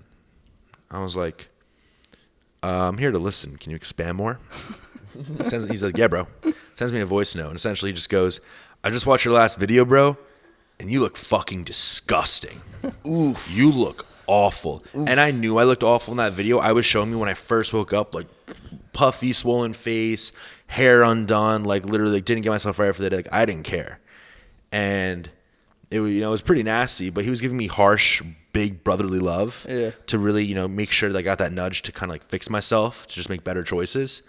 And when I first heard it, I was kind of pissed, but I knew he was right ultimately. Mm-hmm. And then I actually had a trip to Canada like 3 days after that voice note. When I went to Canada, and I was living at someone else's house, I wasn't able to maintain that steak and cereal diet. So my calories fell down, my weight fell down. And when I tried pushing back up, I couldn't. So I was like, okay, I got to do a mini cut. I got to like recoup somewhere so I can find like a linear progression again. And I was like, you know what? Why am I doing this? And that's when it kind of clicked. So that voice note was definitely a help. Like a wake-up call. Exactly. Yeah. How'd your followers react? You built a lot of your social media and being a competitor and being the youngest pro, then becoming the pro, and then kind of suddenly just shifting. Did you get a lot of hate or anything? Mm-hmm. So when I knew I was shifting, I knew I had to rebrand, right? So I made this decision ultimately in November. Yep. To switch out of bodybuilding into more lifestyle, healthy, still work out, still body build, just not competitively, and have that aesthetic look. So I knew I had a goal in bodybuilding. What was it? I wanted to be aesthetic again, like how I look today in the gym. I have decent muscles. I'm lean. I look aesthetic. That's my goal. So I achieved that. I'm happy with that. But I knew before I go back to social media, I kind of had to write down a rebrand plan for myself. Okay, I've done this too many times before on my YouTube channel where I said I'm back and I disappear for too long. So I was like, okay, I can't do that again because I did that so many times. So I have to come back with a bang, and I have to find some content that sticks. So I was mapping out, writing down ideas. Okay, what type of content can I do? What are some ideas? So I set a goal. Okay, I wanted to post every Monday and Friday, twice a week to start, and see what sticks for the first 10 videos. So I knew I had to make my first video kind of be a bang with the title. And I wanted to try different thumbnails. So actually, I think I messaged you because I saw your thumbnails are pretty good. I was like, they were more like mainstream YouTube-esque. Right. So I was like, my thumbnails always been like me kind of just like crafting. And I was like, let me go with more mainstream-esque, see what kind of happens. And let me just tell it straight up. I'm quitting bodybuilding. So that got a lot of views pretty quick because people are obviously like, what the heck? And there was a lot of support on it, which was cool. Really cool. Obviously, some people are like, why are you quitting? You have so much potential and this and that. But it doesn't matter to them. They don't see it from my POV, and what's the most important is my own POV. So you can not respect it, whatever. If I lost you, I'm sorry. But at the end of the day, it's like you can ask many people in this sport, you can't bodybuild forever. You can't do the same thing you're doing forever, just like any NFL player, any player in anything, There's eventually going to be a point where you're going to pivot to something else. So that day is going to come ultimately, just anyone. Right. So I just knew I had to approach this and just kind of be as efficient, as effective as I possibly can. So I posted my videos, I stayed consistent, and I was still showing I was working out, having the same like wholesome Anthony vlogs I was posting. And then I wanted to try out some more like maybe different content I've never tried before. Like I did the thing cooking with the Trend Twins and obviously did pretty good. And I have some other content I'm still about to try out. I'm going to record it tomorrow actually. But my goal when I went to this rebrand was let me try 10 videos out. I'll take the data from these 10 videos, see what performs the best, see what I enjoyed creating the most. Take that data, do another 10 videos. That's good. And see what sticks. Oh yeah. So yeah. Like Hope that answered it. No, that's a great answer. That's awesome. Cool. I'm happy for you. Thank you. New rebrand. Yeah, no, it feels good. I think just get more of getting a grip on yourself. Yeah.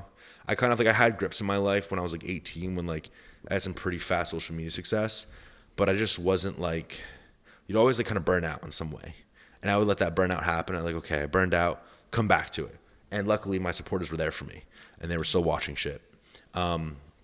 And then I burned out too many times when I came back, and eventually I started losing people, So I was like, okay, cool. There's now this new wave of people that I haven't even hit yet, like all these new TikTok kids, these 14, 16-year-old kids that were, 8 when I was recording shit, or right. 12, 10, whatever it is.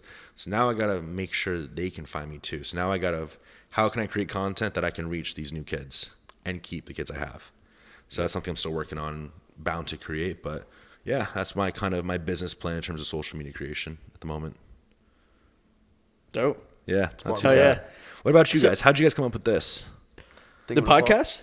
I guess both. You can start with individually your own content, the niche you got into, and then the podcast itself. Individually, personally. Yeah. I always liked making people laugh. Yeah. And then I got really into fitness. And so I was like, let me just combine both, right? So I still have like my backup page where I post like mostly like more fitness stuff, like my posing and everything, which people love that as well. I got 1 million on my backup. Oh, and jeez. This is TikTok. Okay. Yeah. But my main one, obviously I do the skits. I didn't want to like keep going back and forth, like doing a posing, then a skit. I just separated the accounts. And then, a little backstory, I got started on Vine. Oh, wow. Yeah, the audience knows this by now. But yeah, I was posting way back then. It was just not fitness, nothing. It was just, how can I make people laugh? Uh-huh. And that's what always gave me fulfillment. I just want to comedy. When I make someone like laugh hard, like genuinely laugh, that's what makes me excited. Works for the girls too. Yeah. Well, yeah, somewhat. It's not my looks. Sometimes for him, but yeah. But so yeah, just making people laugh, and I found that it's such a good way to get people into the gym as well. Yeah. Like when I was just trying to. It wasn't me. I was trying to post like my workouts and like tips. That wasn't me. It didn't feel like it was me, right? Mm-hmm. And then once I started like doing more of the comedy stuff, the skits, and obviously I progressed over time, but people started DMing me more. Hey, you inspire me. Yeah. It's like you make the gym seem fun. Cool. And there's been like the comments that give me the most is not that I get it the most, but the ones that I really appreciate. It's like I started watching you and I had no interest in the gym, or like you're the only gym creator I watch. Yeah. Now I'm going to the gym. That's cool. So through humor, you could put people in the gym because it has that sense of relatability, and like people who don't think the gym could be fun, but when I make like relatable situations and it's just me and my boy, they can see that, you can have a GYMBRO and the gym can be fun. They get into the gym, and that's what gets me excited. So now, if you always had the humor and the comedy down, was it hard for you to create those skits in the creative direction or no? So at first, I was just on a high, on a roll of the views. The views were coming in, and so every day I was like, had a new idea. Yeah. Now it's like I've done over 200 skits. Yeah. The ideas are hard to come by before I started copying myself. So I was telling, who was I talking to? I was talking to Blessing the other day. I was like, now it's more of, do you know my lore? So if you watch the videos, the storyline kind of follows itself. Like my boy Colin has a girlfriend, Katie, who's very real, by the way, but she's toxic. She cheats on him, so we set that up multiple times. Ongoing joke, I can't talk to women. I'm very insecure about my calves. Like, if you know the lore, it makes sense. Yes. So, like, I started on the little trends, following trends, then I upgraded to what I'm doing now, and then I really want to do, like, a TV series. Okay. Like, not like Netflix. Like, I'm But not that waiting could be to get a very long-term goal Yeah. that you still envision one day to hopefully get. And I so see what you're saying. I think after the series, I'm going to put a lot more effort into that. Cool. Trying to figure out how that makes sense, because at that point, you know, I want it to follow a storyline. So you got to have like the the same easiest to do it that characters, way. you got to have the same setting. So that's the little logistics I got to figure out. Cool. But yeah, so that's a little bit about my side. Luke? Well, I was doing content in like 2018. Just doing work. I just liked working out. I was always just like a gym bro. Never was like a big dieter. I always made sure I was like getting into my protein, and I just like lifting. I love Looking good. Protein looking matters. good, being strong, whatever. And I was making YouTube videos for a while, but then like, and I probably gained up to like 15,000 subs on YouTube, which is decent, I guess. Yeah. You know, it's not bad. It's the hardest platform to grow on. It is. And it was through long form. This is before TikTok, before Shorts, before Reels. And I just loved it. Like, I saw, like, obviously I watched David Lade. I saw his stuff. I saw you. You were doing your thing. You were like obviously younger than me. But I love that shit because I was consuming it. So I was like, why not? Why not do it myself? So I always loved it. And then it wasn't like, and I always posted. I never stopped, even when I was just going through life. Like, no matter what, like, I always just kept my Instagram alive, kept YouTube going once in a while. Like, at one point I was posting every day. Oh, wow. And then eventually I was just posting probably once a week, and then maybe a few times a month.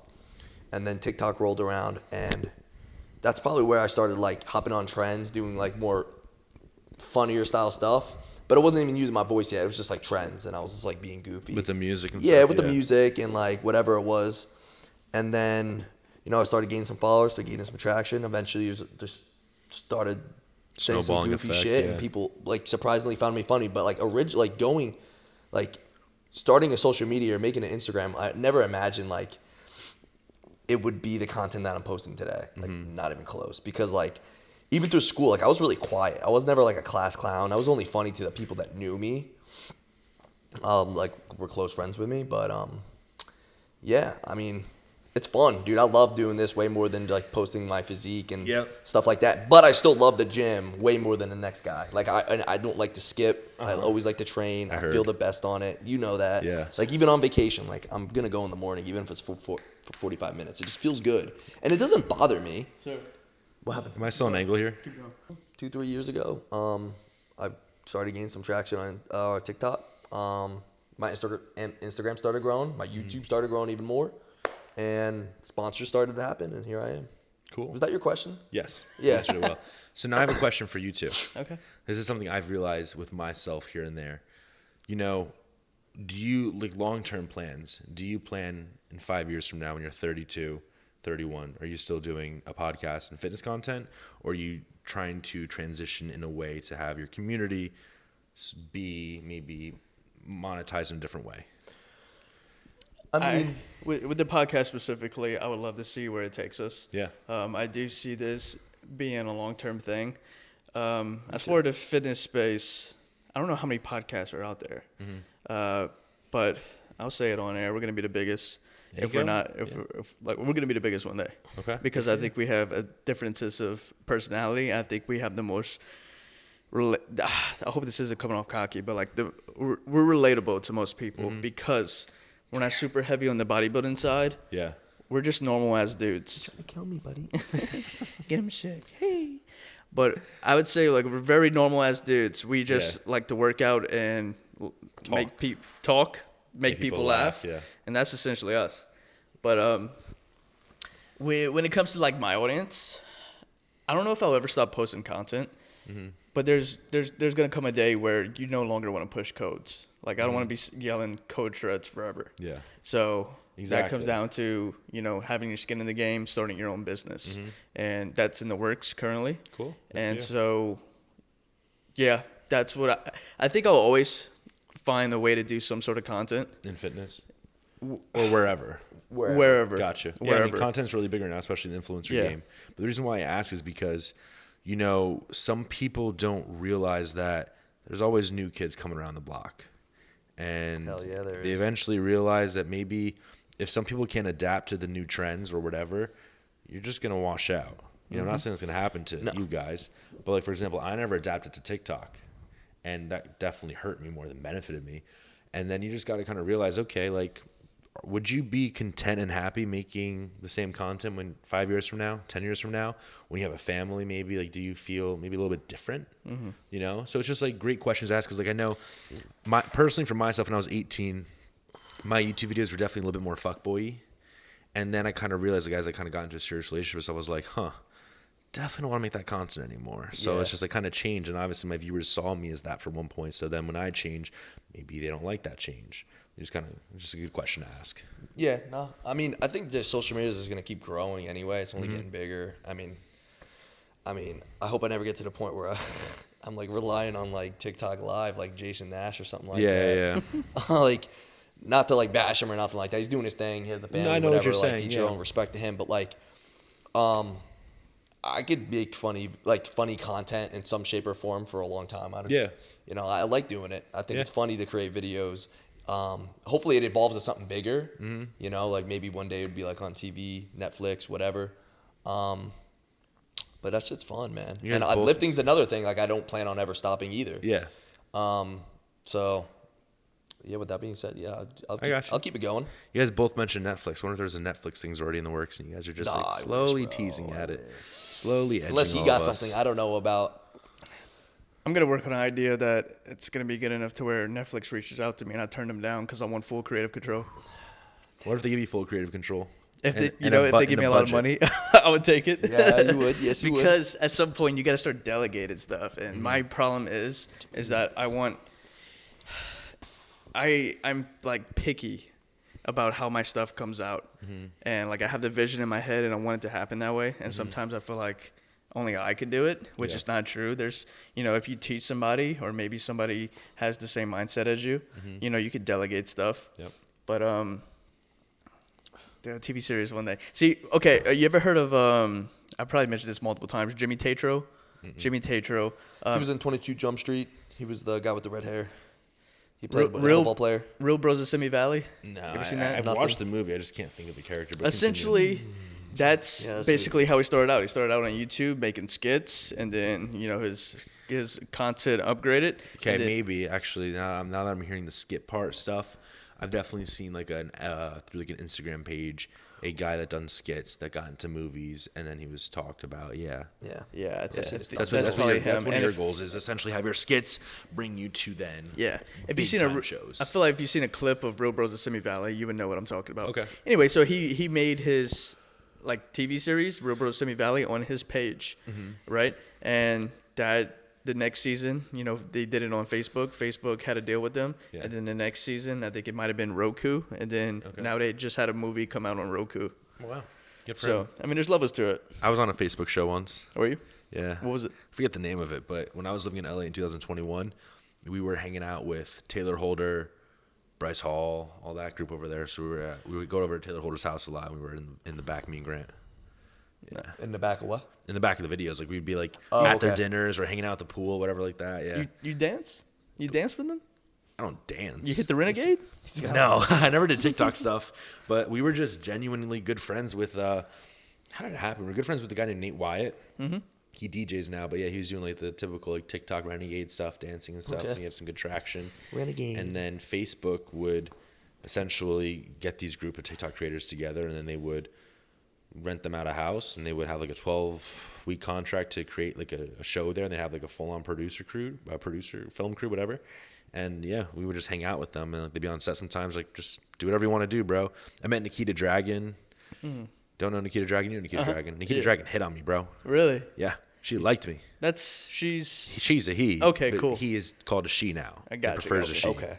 Yeah. I wasn't aware of her. Him. Yeah. I went to the whole Saddle Ranch spot. That was kind of cool.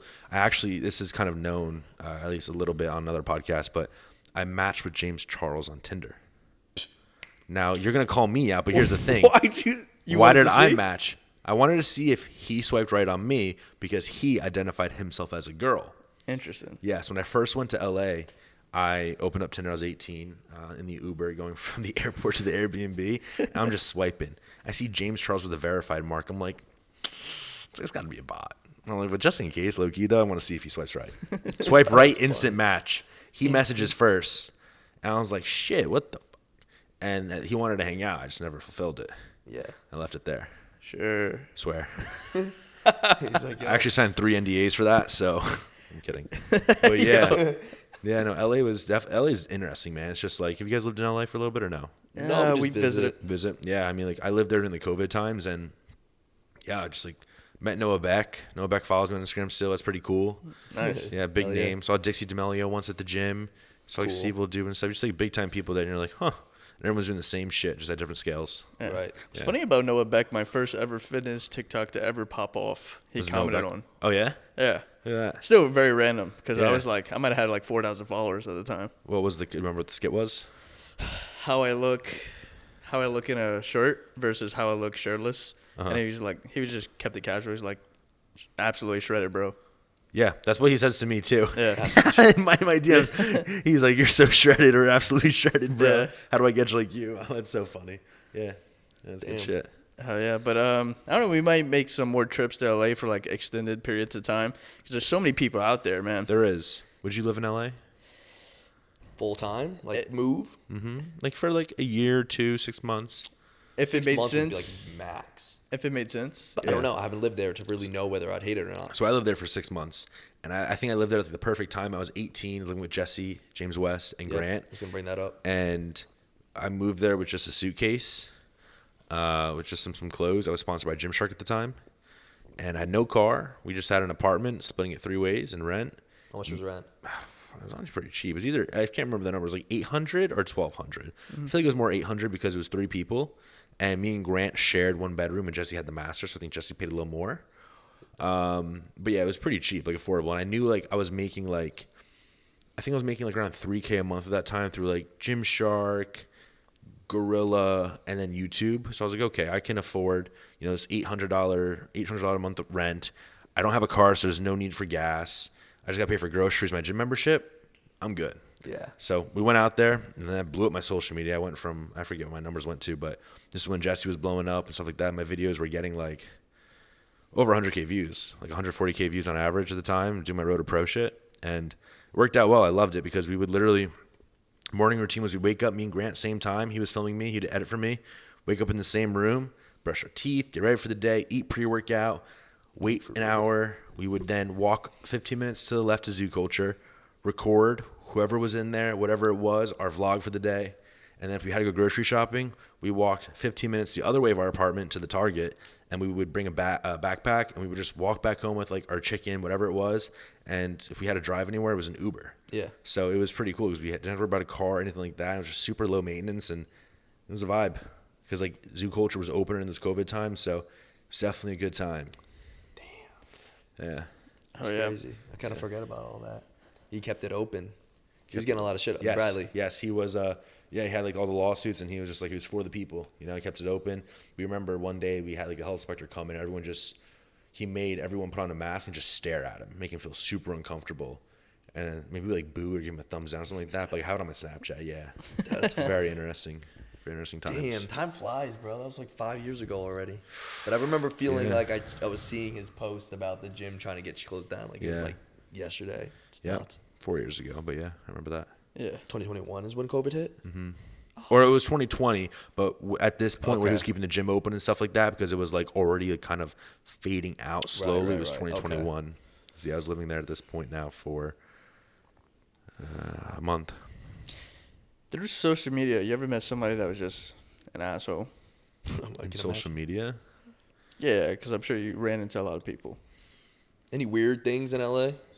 Living there for 6 months. Any weird You shit been to going on? any interesting parties? Yeah, I know that a lot of LA parties get a little weird down there. Just wondering. Not necessarily. You're like thinking about how to not answer this right now. Yeah, I'm trying to PR train myself to kind of swerve around the answer. No, I mean, I went to... No. I don't know, man. I'm trying to think what party this was. We don't know anything, by the way. No, so, I like, know. okay. I mean, there some parties that I went to. We went out to eat at this very fancy restaurant once for this. Well, I forget if it was the twins' birthday. It's like this girl named Aisha and Azra. They're two like fashion makeup girl type of TikTokers. Sure. Went out to eat for like Nate's birthday, and like there was like cool people. Like Bryce Hall was there and stuff. But no, there's like always like some drama. Like, you remember like seeing the paparazzi always taking photos of them? Like there's like that would happen and be walking by. I remember like I'm in the background looking like a bodyguard because I was like a little jacked. Yeah. But no real crazy party stories. Like, it was just typical like parties at like these big mansions, alcohol, other consumable options to have, and they were fun. Yeah, I think I cheated on prep once and I drank. I had a fun time, and like I still won my show, so it didn't matter. Shit. But no, nothing too crazy. A story I can't share, but I snuck into a military base, and that's as far as it goes. Damn. Area 51? Illegal stuff, no. That's in Vegas, right? Yeah. Nevada. So when did you decide to move To LA? out of LA? When were you Out like, of LA. okay, Yeah. I'm Was done there a with this. reason? Yeah. Yeah, no, the whole plan was to live there for 6 months. Oh, So okay. exactly executed as I wanted to. Road to Pro was still a series, and I went to LA with the vision in mind of, okay, I knew Jeremy Buendia lived in Orange County at the time. At least I thought I think he just moved to Texas. But I knew Orange County was kind of close to LA. And I knew LA was open because I was just there a month ago with David for 3 weeks, and it kind of cured a depression I was in. So I was like, LA is really cool. Maybe I can live here with some friends. I was pretty close with Jesse this time. I'm still close with him, but he's just, at such a bigger scale now. He's super busy. Yeah. So I was like, dude, why don't we go to LA? Because it's open right now. I was like, it's also really good vibes. You should go live there. And then his mom went some researching, found an apartment. He booked it, and I almost actually declined because I was talking to a girl at the time, and I was feeling some funny feelings, and I was like, maybe I shouldn't move. And then I remember like texting Jesse. I was like, Jesse, did you sign it yet? He's like, yeah, why? I was like, nothing, bro. We're good. Yeah.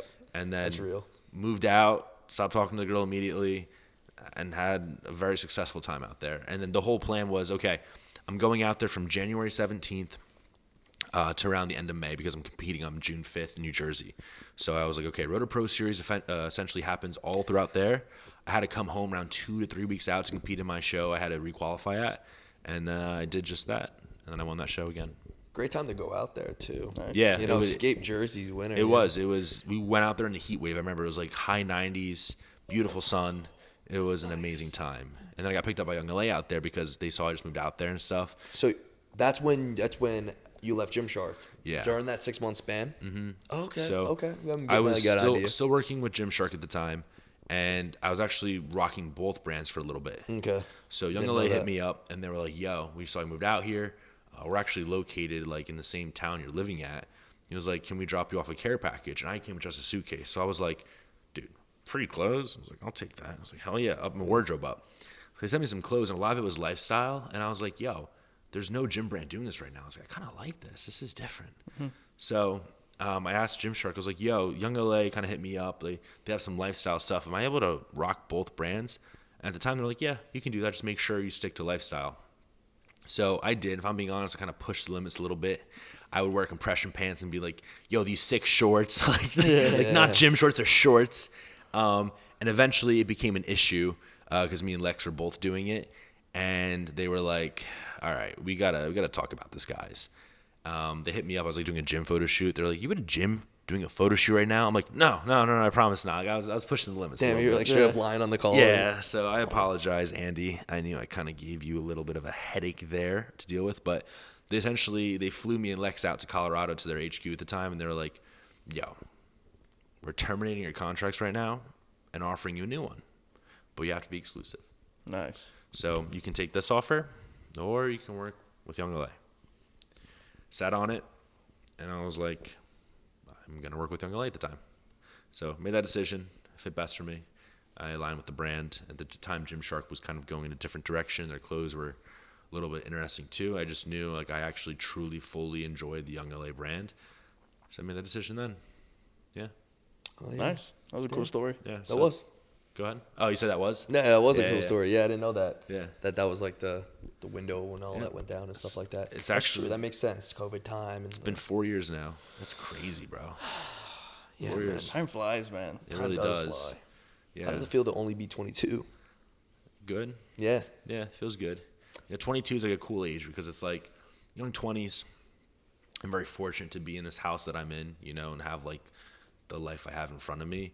So I don't feel behind by any means, and I feel very Definitely not. You should. happy with where I'm at. Even when just maturity, man, muscle Yeah. maturity. Yeah, thank you. You got this. I can thank the PEDs I've taken in my life for these. So once again, like with that, like you know that movie where the Millers or Meet the Millers? Yeah. That guy Yep. that has a tattoo, no regrets, spells it wrong.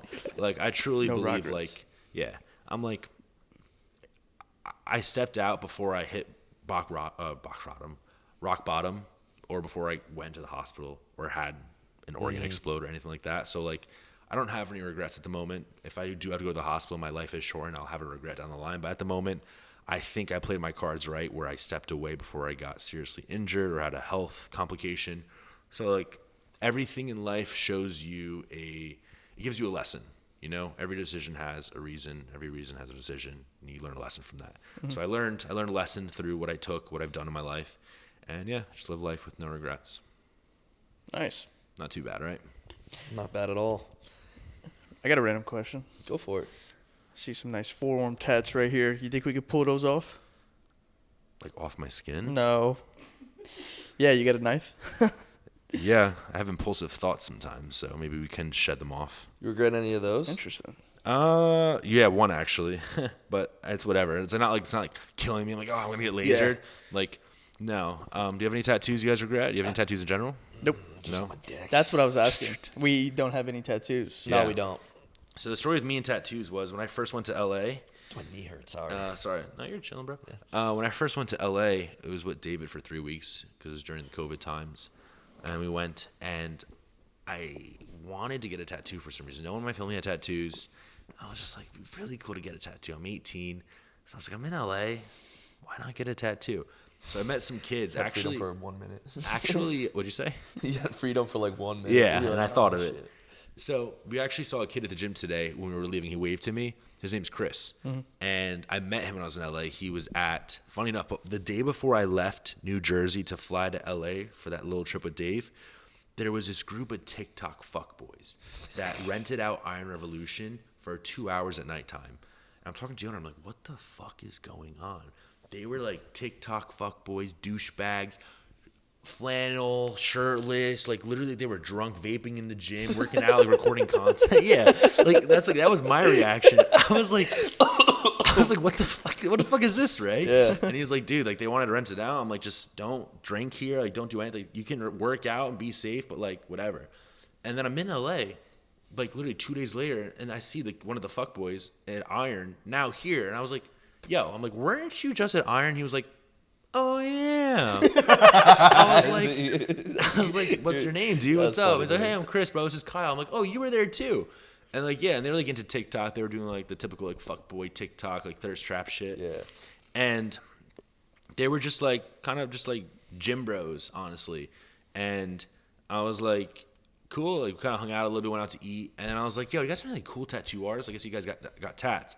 And they're like, yeah, bro, we got a session booked for the whole day, like on this day, and it was like the day before I was leaving LA. I was like, bro, let me come with you. They're like, yeah, bro, come out. We'll show you our guy.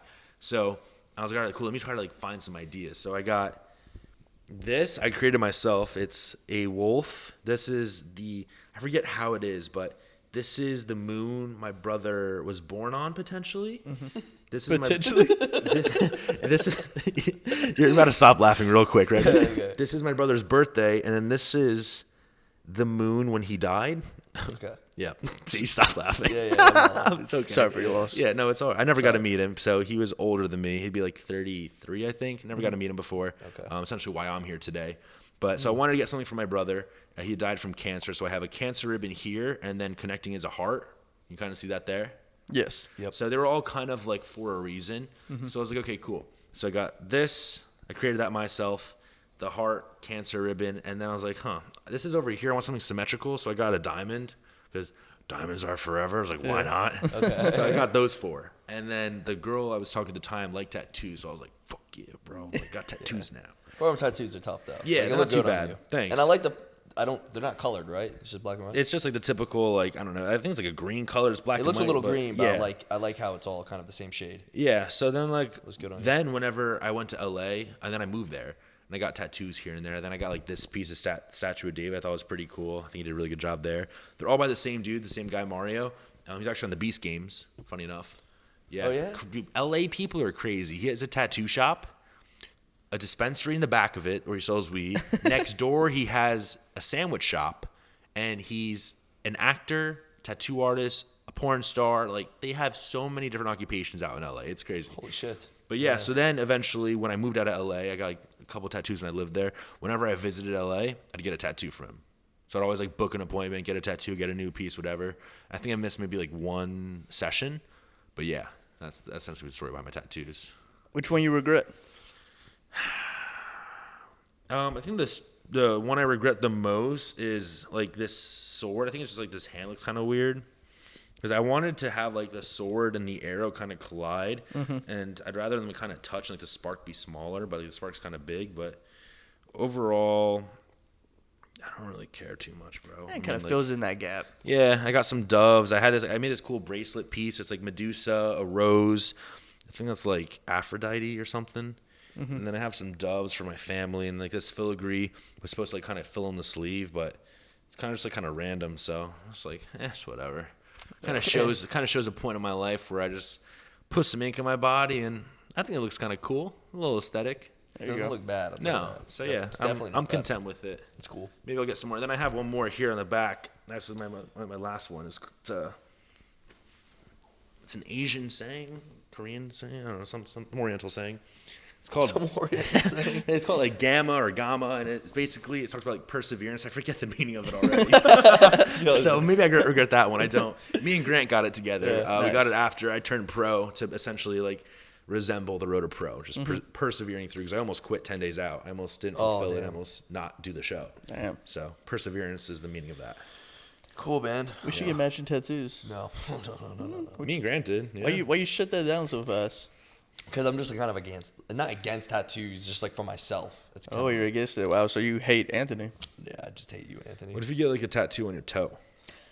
It would be something. I could get something subtle. Like it would have to be something obviously hidden. And yeah, maybe I like what is that, Japanese script? Yeah. Yeah, I like the look of that. So even though you forgot the meaning, it still looks pretty. Yeah, right. Cool. Not too bad. I just think it looks kind of like a little girly. It's just like one little thing on my ankle. I want to eventually fill that up.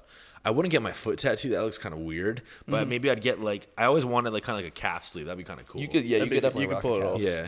Especially because you have the forearm sleeve and then you have nice calves too. Yeah, maybe I'll do one calf because I have pretty good veins on my calves. I don't want to hide them because that's what happens when you get fucking tattoos. They hide the veins. True. Yeah. Did you think of that before you got the tattoos? Yeah. This forearm has only like 1, 2, 3, 4 veins, and this one has like hella veins if I actually was vascular. So I just like, whatever. They pop out through it still because they're pretty vascular. Right. So I'm like, that's cool. Yeah. Oh yeah. Oh yeah, man. I'm gonna look at. I just want to ask that, but I have one more question. Okay. Why were you about to quit 10 days out? My body was failing, essentially. So the prep itself was we prepped for 16 weeks for the first show, had to requalify for the national level. And then I picked up my show afterwards. And that was like 4 weeks after, I believe. And I told Kyle going into it, I was like, bro, trust me. I've been through prep so many times. When we do a show afterwards, you have to bring me back to life. You can't go pedal to the metal or else my body will not respond. And unfortunately, we went pedal to the metal, tried to get harder and shredded, a little bit more shredded for the next show. And what ended up happening was my body was just way too stressed to the point where I was going, I wouldn't say insane, but I just felt like my stomach losing control, like bending down to like unload the dishwasher. I couldn't flex my abs or keep my gut in, and I wasn't eating barely anything. I was on a prep diet, you know, and like my stomach was just hanging out. I could literally feel my belly button pushing like I had a hernia. And I was just like, what is going on, dude? I see my physique getting watery. Like I just know my cortisol is so high. my body's not responding. I was like, this isn't worth it. I have no emotion throughout life. I wasn't treating Allie the best. I wasn't treating myself the best, my friends, my family. I was just like, I know I don't like who I am at the moment, and this is a choice. I don't have to do this. I was like, these shows are always going to be here. Maybe I can come back around when I feel a little bit better. So I was like, I literally went to his house, and I was like, I think I'm going to quit. And I was like, I'm not happy with who I am right now. I don't like this. And there's only 10 more days. I'm like, I'm aware of that. I just don't want to do this right now. Like, I really don't. He was like, sit on it, think about it. And I was so ready to just go out and eat and just get something. Not even because I was craving it. It's just I needed to feel something. I didn't feel something for so long. So, yeah, I just stuck through it. And then the Trent twins were actually at Kyle's house at that time. And they were getting ready for their first show. And they were like decently far out, like maybe like 10 weeks out. And I like scarred them. Because like they always saw me as someone that like I was a dog. You told me what to do. I listened to it. I never had issues.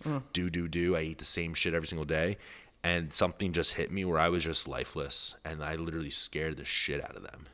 Yeah. But they did their show too. So they were able to survive. But yeah. You just pulled up and killed the whole vibe. Yeah. They were literally just living there. And like I would have to go to Kyle's house and pose at nighttime. And for some reason, my physique, throughout the day, especially if I'm stressed, I get pretty watery by nighttime. Like morning, I'm very dry. Nighttime, I'm always watery, and my stomach always looks pretty big. And I would have to pose at nighttime, which was such a pain in the ass. Being in prep, posing at night, you're tired, you're barely eating, you just want to sleep. And I'd have to pose, and like, it was just awful. Yeah. So, damn. But yeah, I stuck it through. I'm very happy I did because I was able to achieve my dream. I got my goal of becoming a pro, and then I'm happy because now I'm able to focus on my next venture, which, as we talked about, is this business, and I don't have to, re-go to the stage like I would have had to if I never completed it this past season. Oh yeah. Yeah. I love that. Things kind of work out. Things always find their way to work out. Hell yeah. Always works out. Yeah. The right time. You. And I feel like that's a good way to just close it out, right? Yeah. You have anything for us or anything you want to plug, promote, anything you want to talk about? No, I don't have anything to plug. This is your podcast, so you guys can plug your plugs. Thank you for having me on. You guys are, some pretty nice, chill people to have. Thank you. So it was an honor for you guys to have me on here. I thank you for your time. And I don't know. This was good thinking with not a pump anymore because we depleted it today at the gym. Hell yeah. Sure did. No, thank you for your time. And thanks for allowing us in your house. He had us in his home, so we really appreciate it. Yeah, it was a blast. Absolutely. You guys have funny ways to say goodbye or no? What? Do you have funny ways to say goodbye? No, why? We kind of want to hear it, though. Toodaloo. Toodaloo. Toodaloo, motherfucker. It's an old saying that people don't say anymore. Toodaloo. That's good. You I like never to heard of say, that? you know what I say? Scram skedaddle. Scrams it out? Scrams. Yo. Scram skedaddle. Scram skedaddle. Yep. Yeah. Okay. Skedaddle. That's one of my popular quotes. Cool. What I usually say is, Goodbye, babe. You see, he doesn't know what he's saying. I didn't know what I was going yet. He called you out. Yeah, earlier. it's all right. No, it's okay. I'm used to it. He called I'm me sure out you've when I seen need to it. be called out. But it's all good. We can shout out our sponsors. We got to plug 2 quick things. Guys, if you want the best drip for 50% off, 50% off is still crazy. You can use code PUMP. It's going to support the channel, help us out with all this travel, GLD. all these expenses. It helps us out. And then our best shakers in the world, tell them about it. Helimix, guys. Code Pump. PUMP. If you want 15% off. Yes, The sir. best shaker bottles in the world. Okay, but as always, guys, thank you so much for watching. Thank you, Anthony. And, yeah, take us out. What do you want to say? Anthony Mantello. The last thing I'm going to say is I don't have anything to plug yet. But if you do want to be on the lookout for what I'm going to create, maybe check out my page in about 6 months from now. And you can get it then. If he sends us one, we'll promote it for him. Oh, that's very nice of you. Thank we you. will. Or we'll review it, an honest review. Yeah, and if you like it, promote it. If you don't promote No, it. I'm actually excited because I have no idea. He hasn't even told us off camera. So, Absolutely. All right, guys. Toodaloo. Till next time. toodaloo, guys. Scram skedaddle. Boom.